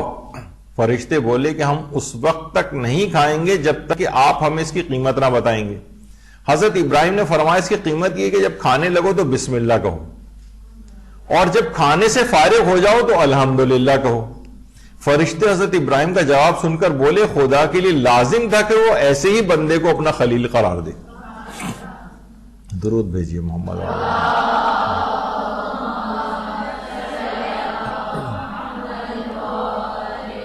یعنی کھانا کھانے کے بعد اللہ کا شکر ادا کرنا اور اس سے پہلے بسم اللہ پڑھنا. فرشتے کہہ رہے ہیں کہ یہ حضرت ابراہیم کی جو یہ سیرت تھی ایسی تھی کہ واقعتاً اللہ پر لازم تھا کہ وہ ایسے ہی بندے کو اپنا خلیل قرار دے. یعنی یہ کیا تھا؟ یعنی کھانا کھانے کے بعد شکر ادا کرنا. اس کا بھی تذکرہ اس کے اندر آیا. یعنی معمولی چیز نہیں ہے. بچوں کو اس کی عادت ڈالنی چاہیے. ہر بار ان کو بار اگر وہ بھول جائیں تو روزانہ کی بنیاد پر ہی کیوں نہ صحیح ان کو احساس دلانا چاہیے اور کہے کہ کھانا کھانے کے بعد وہیں پر الحمدللہ رب العالمین کہیں. جو پچھلی دفعہ بھی آپ نے سنا تھا کہ پہلا لقمہ اٹھاتے ہوئے ہی بسم اللہ والحمدللہ رب العالمین کہا جائے تو سارے زندگی کے گناہ معاف ہو جاتے ہیں اس سے. پچھلی دفعہ جو ہم نے احادیث بھی پیش کی تھی. تو یہاں پر حضرت ابراہیم تو خیر اللہ کے نبی تھے اور خلیل خدا کا ان کو جو ہے وہ اللہ کا خلیل جو ہے وہ قرار دیا گیا. تو کوئی نہ کوئی تو کسی نہ کسی درجے میں تو کوئی انسان پہنچے گا اگر حضرت ابراہیم کے اس فعل کی کچھ پیروی کرے گا, الحمدللہ کہے اگر کھانے کے بعد. اور ایک اور چیز ہے جو حضرت ابراہیم کے جو سجدہ شکر کا خاص طریقہ تھا جو آیت اللہ سید عبد الکریم کشمیری نے بیان کیا کہ سجدے میں پیشانی رکھیں اور 3 مرتبہ کہیں الحمدللہ. پھر پیشانی کا دایاں حصہ سجدے میں رکھیں اور 3 مرتبہ کہیں شکرن للہ. پھر پیشانی کا بایاں حصہ سجدے میں رکھیں 3 دفعہ کہیں استغفر اللہ. یہی وہ سجدہ شکر کا طریقہ ہے جسے مسلسل انجام دینے سے حضرت ابراہیم خلیل اللہ کے درجے تک پہنچے تھے.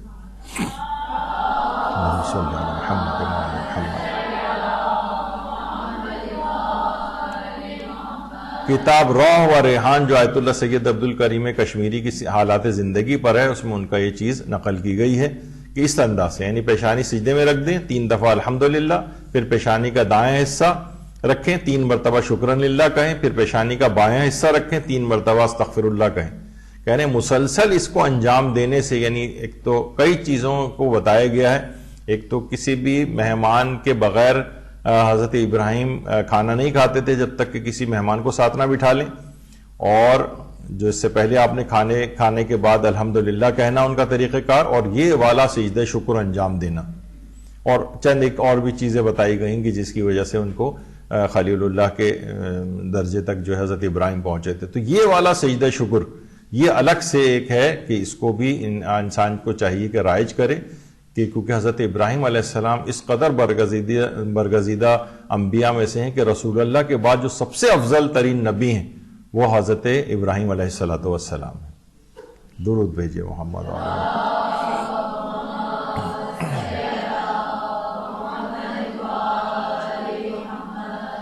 سجدہ شکر کے کچھ فقہی احکام بھی کہ جو سجدہ شکر آپ انجام دیتی ہیں. علامہ مجلسی نے کہا جاتا ہے کہ بہار الانوار کی جلد نمبر 83 میں سجدہ شکر سے متعلق 63 احادیث نقل کی. 63 احادیث صرف سجدہ شکر کے بیان پر ہے. نماز کے بعد سجدہ شکر نماز پڑھنے کی توفیق ملنے کا شکرانہ ہے. یعنی اللہ نے آپ کو یہ توفیق دی. کتنے لوگ ہیں جو بے نمازی جو ہے ایسی گھوم رہے ہیں پوری زندگیاں لوگوں کی مرحومین انتقال کرتے ہیں. لوگ بعض اوقات آتے ہیں یہاں لے کر پتہ چلا ابا کی 70 سال کی نماز قضا ہیں, کسی کی 65 سال کی نماز قضا ہیں, پڑھتے ہی نہیں تھے نمازی. تو اس طرح کی چیزیں ہیں کہ اور کچھ گنڈے دار ٹائپ کے نمازی ہوتے ہیں, کبھی پڑھ لی کبھی نہیں.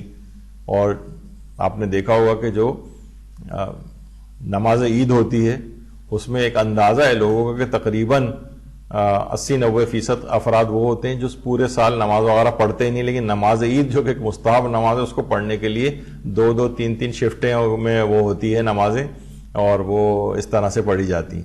تو روایت میں کہ خدا نے حضرت موسیٰ سے فرمایا تھا کہ میں نے تمہیں اس لیے مبعوث برسالت کیا ہے کہ تم نماز کے بعد سجدہ شکر کو ادا کرنے والے. سجدہ شکر سے نعمتوں میں بھی اضافہ ہوتا ہے. تو حضرت موسیٰ کی خصوصیت یہ تھی, یعنی آپ نے دیکھا کہ اچھا ایک اور چیز بتا دی جائے جیسے ابھی آپ نے سنا کہ رسول اللہ کے بعد سب سے افضل حضرت ابراہیم کے بعد سب سے افضل حضرت موسیٰ ہیں. تو بہرحال حضرت موسیٰ کے حوالے سے یہ ہے کہ انہیں مبعوث برسالت اس وجہ سے کیا گیا کہ تم نماز کے بعد سجدہ شکر کے ادا کرنے والے ہو. تو نمازوں کے بعد سجدہ شکر کی بڑی اہمیت ہے. آیت اللہ سیستانی فرماتے ہیں کہ احتیاط واجب یہ ہے کہ سجدہ شکر میں پیشانی کو سجدگاہ یا ایسی چیز پر رکھے جس پہ سجدہ صحیح. یعنی ایسا نہیں کہ مثلا آپ نے کہا کہ یہ ابھی مثلا کارپیٹ پہ ہیں یا آپ چادر بچھی ہوئی ہے اس کے اوپر آپ اس پر سجدہ کر لیں. نہیں، فرماتے ہیں احتیاط واجب ہے کہ جس پر بھی آپ اپنی پیشانی کو ٹکائیں وہ ایسی چیز پر رکھیں جس پر سجدہ کرنا صحیح ہو. اچھا، اب اس کے اندر یہ بھی ہوتا ہے کہ بعض اوقات لوگ کاغذ کے اوپر بھی سجدہ کرتے ہیں. آیت اللہ سیستانی کا البتہ یہ نظریہ ہے. باقی اور علماء جیسے آقا خوئی وغیرہ تھے وہ یہ کہتے تھے کہ کاغذ کے اوپر سجدہ صحیح ہے، ٹیشو پیپر کے اوپر بھی سجدہ صحیح ہے. آقا سیستانی ایک شرط لگاتے ہیں کہ آپ کو اطمینان ہونا چاہیے کہ جو بھی کاغذ ہے یہ اس چیز سے بنایا گیا ہے جس پر سجدہ کرنا ٹھیک ہو. عام طور پر کاغذ جن چیزوں سے بنتا ہے اگر آپ انٹرنیٹ کے اوپر بھی سرچ کریں تو وہ تمام وہ لکڑی اور اس طرح کی چیزیں ہوتی ہیں، تو تقریباً یہ اطمینان ہو جاتا ہے کہ عام طور پر آیت اللہ سیستانی نے تشخیص موضوع نہیں کیا بلکہ آپ کی ذمہ داری کہ آپ خود تحقیق کریں.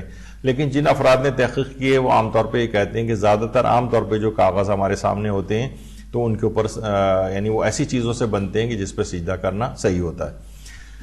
اچھا، پھر یعنی اگر صرف احتیاط واجب یہ ہے کہ صرف پیشانی کو اگر آپ سجدے میں ٹکا دیں، باقی اعضاء کو آپ نہیں بھی لگائیں تب بھی سجدہ شکر ادا ہو جائے گا. فرماتے ہیں لیکن احتیاط مستحب یہ ہے کہ بدن کے دوسرے حصوں کو بھی اسی دستور کے مطابق جو نماز کے سجدے میں بیان کیا گیا ان کو زمین پہ رکھیں، یعنی ساتوں اعضاء لگائیں. یہ احتیاط مستحب ہے، لیکن کوئی ضروری نہیں ہے. صرف احتیاط واجب ہے کم سے کم پیشانی لگا دیں. پیشانی لگا دیں. مثلا آپ بیٹھے بیٹھے بھی سجدہ شکر کر سکتی ہیں. سجدہ کا رکھی ہوئی تھی، آپ نے اس کے اوپر سجدہ کا اٹھایا اور پیشانی لگا دی، یہ بھی سجدہ شکر ہو جائے گا. لیکن فرماتے ہیں احتیاط مستحب ہے کہ جس طرح نماز میں عام طور پر ساتوں اعضاء لگا کر سجدہ کیا جاتا ہے اس طرح سے سجدہ کریں.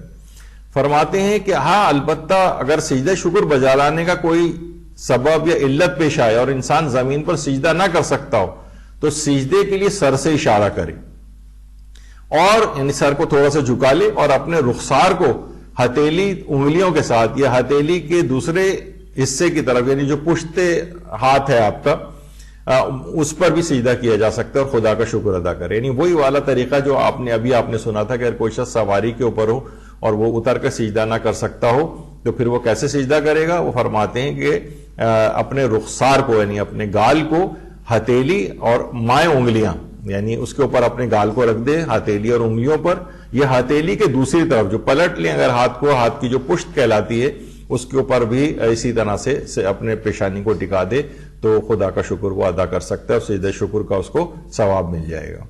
یہ ایک ہے مسئلہ.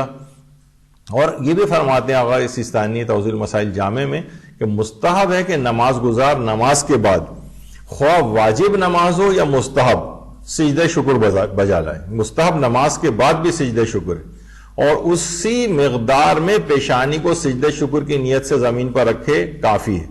لیکن بہتر یہ کہ 100 مرتبہ یا 3 مرتبہ یا 1 مرتبہ شکرن اللہ یا شکرن یا عفون کہے. یعنی سجدہ شکر کے اندر جو چیزیں کی جاتی ہیں تو مختصر بھی اس کا ایک طریقہ ہے اور ایک تفصیلی طریقہ بھی ہے. تفصیلی کیا ہے؟ 100 مرتبہ یہ الفاظ کا ہے شکرن اللہ یا شکرن شکرن شکرن یا عفون عفون عفون. یا اتنا وقت نہیں ہے آپ کے پاس تو پیشانی کو زمین پہ رکھ کر 3 دفعہ بھی کہا جا سکتا ہے بلکہ 1 دفعہ بھی کہا جا سکتا ہے. یعنی تفصیلی طریقہ بھی ہے اور مختصر طریقہ بھی ہے آقا سیستانی کے نزدیک. تو کم سے کم کتنا شکر کرنا ضروری ہے؟ شکر کی کم سے کم حد، شکر کی کم سے کم حد ہمارے 5ویں امام محمد باقر علیہ السلام فرماتے ہیں کہ اللہ تعالیٰ نے حضرت موسیٰ سے فرمایا تھا میرا شکر اس طرح سے ادا کرو جس طرح میرا شکر ادا کرنے کا حق ہے. حضرت موسیٰ نے کہا اے خدا میں کس طرح تیرا شکریہ ادا کر سکتا ہوں، حالانکہ نعمت بھی تیری طرف سے ہے، اس پہ شکر ادا کرنا یہ بھی ایک نعمت ہے، یہ بھی تیری طرف سے ہے، وہ توفیق بھی تیری وجہ سے ہی ملی ہے. خدا نے فرمایا موسیٰ جب تمہیں یہ معرفت حاصل ہو گئی کہ یہ نعمت خدا کی طرف سے تجھے ملی ہے تو گویا تو نے میرا اسی طرح شکر ادا کیا جس طرح شکر ادا کرنے کا حق ہے. یعنی دماغ میں لے کر آئے کہ پروردگار یعنی تو نہیں ہوتا تو یہ نعمت مجھے کیسے ملتی ہے، تیری طرف سے مجھے نعمت ملی. اپنا دماغ میں خیال نہیں آئے کہ میرے فلاں عمل کی وجہ سے یہ نعمت مجھ کو ملی. نہیں پروردگار تیرا ہی رحمت ہے، تیرا ہی فضل ہے کہ اس نیکی کو کرنے کا خیال میرے دل و دماغ میں آیا تھا مثلا، یا یہ نعمت مجھے ملی ہے تو یہ تیری طرف سے، بس یہ خیال کا آ جانا ہی اس نعمت کا شکریہ ہے، چاہے آپ اس کے لیے کوئی الگ سے الفاظ نہ بھی کہیں۔ تو یہ کم سے کم شکر کا ایک طریقہ ہے کہ ہر نعمت کو آپ پروردگار کی عطا سمجھیں، تو بس وہ نعمت کا حق گویا آپ نے ادا کر دیا۔ اور امام جعفر صادق علیہ الصلوۃ والسلام فرماتے ہیں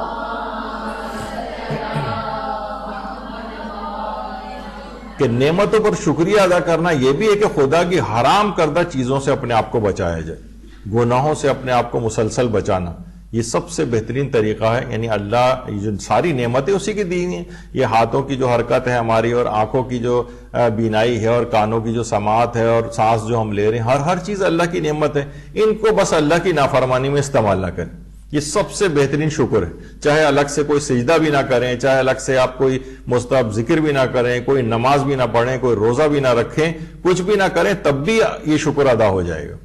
یعنی اللہ کی عطا کردہ نعمتوں کو اس کی نافرمانی میں استعمال نہ کرنا، یہ سب سے بہترین شکر جو ہے وہ قرار دیا گیا۔ جب یہ مولا متقیان امام علی ابن ابی طالب علیہ الصلوۃ والسلام فرماتے ہیں کہ تمام نعمتوں کا شکر ہر اس چیز سے پرہیز اور دوری اختیار کرنا ہے جس کو اللہ نے حرام قرار دیا ہے، اور حقیقت شکر یہی، واقعتاً سب سے بہترین شکر یہ ہے کہ اللہ کی عطا کردہ نعمتوں کو اس کی نافرمانی میں استعمال نہ کرے۔ اچھا، مومن کی اور منافق کے شکر میں ایک فرق ہے۔ بہت سے منافق بھی شکر ادا کر رہے ہوتے ہیں۔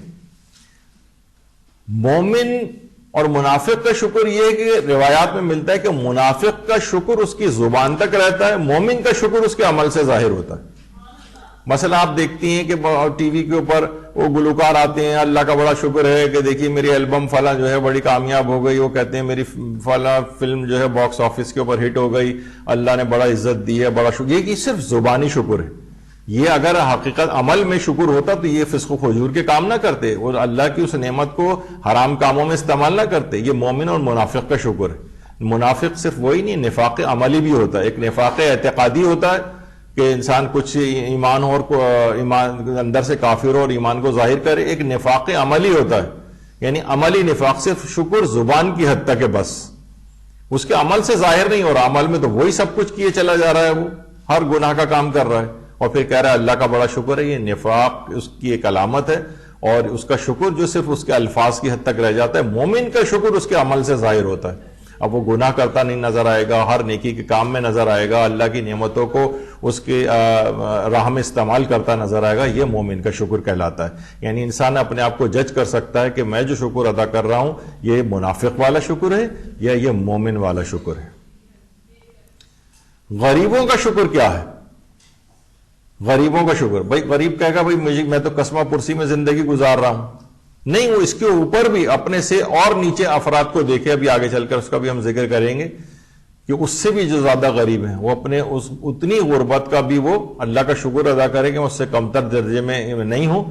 اور روایات کے اندر یہ فرمایا امام نے کہ غریبوں کو چاہیے کہ وہ اللہ کا شکر ادا کر کے اپنی کمتر نعمتوں کو زیادہ نعمتوں میں تبدیل کر لیں، یعنی جتنا وہ اللہ کا شکر ادا کرتے جائیں گے ان کے مالی حالات بھی بہتر ہوتے چلے جائیں گے، یعنی کمتر چیز کو زیادہ کے اندر تبدیل کریں۔ لئن شکرتم لازیدنکم، تم شکر ادا کرو ہم اس میں اضافہ کرتے جائیں گے۔ تو بہرحال وہ یہ ہے کہ غریب افراد بھی جتنا بھی ان کو کچھ حاصل ہے وہ اسی نعمت کے اوپر اللہ کا شکر ادا کریں، انشاءاللہ تونگری اور فراخی ان کی زندگی میں آتی جائے گی۔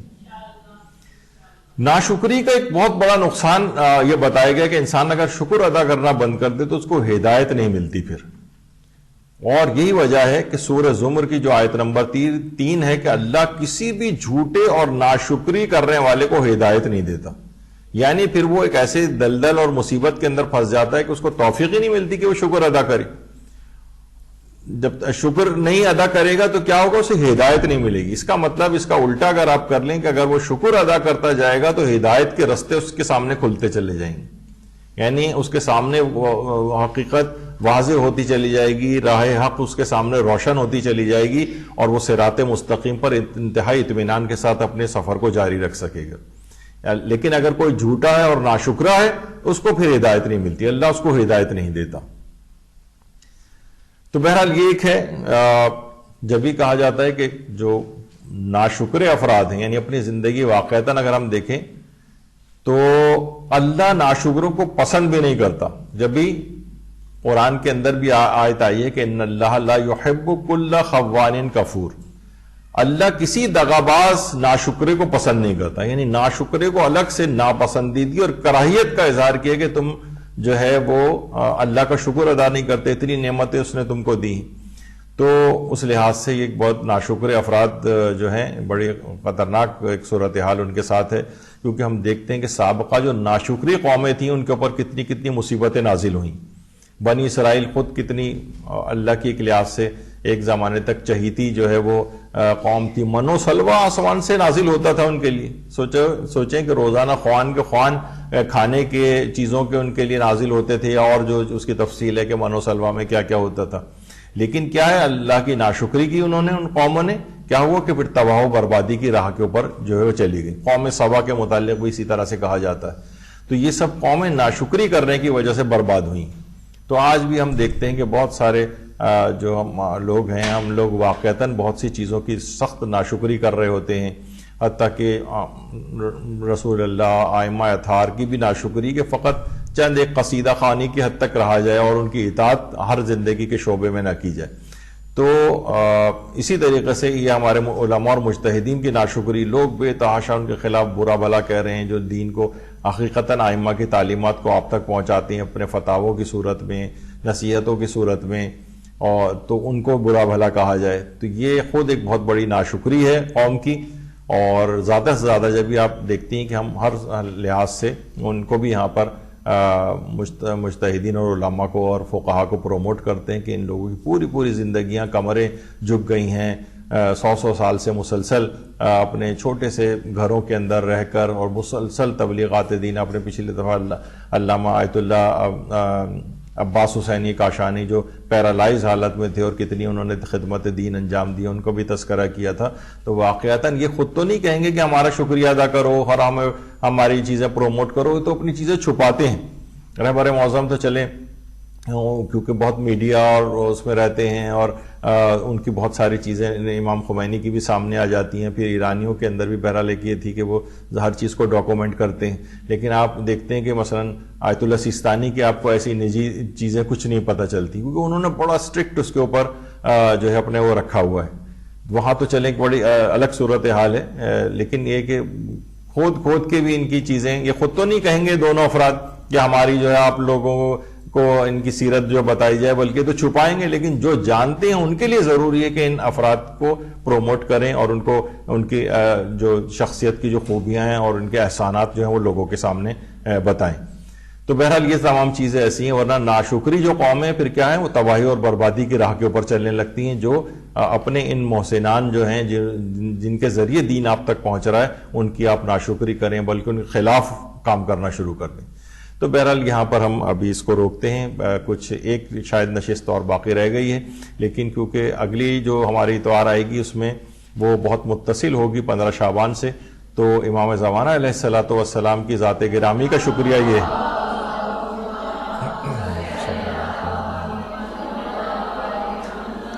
کہ اتنی بڑی نعمت جو ہم کو حاصل ہے. جیسا میں نے پچھلی دفعہ بھی عرض کیا تھا آپ کی خدمت میں کہ ہم ممکن ہے کہ ہم ان کے ادوار کو نہ دیکھتے اور کسی اور امام کے اس میں موجود ہوتے، لیکن ہمارے سامنے ہم بالآخر تمام معصومین کے ادوار، احادیث اور ان کی تعلیمات ہمارے سامنے ہیں، اور ہم امام زمانہ سب سے آخری امام کی اس کے اندر عہد میں زندگی گزار رہے ہیں.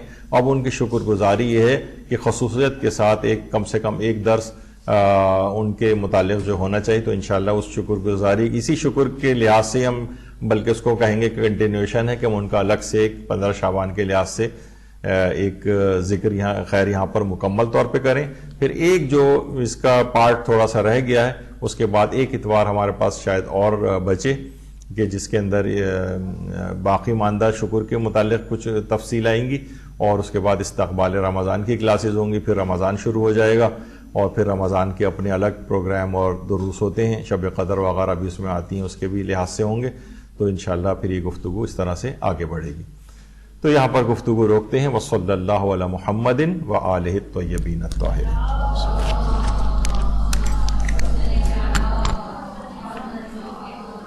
Gracias.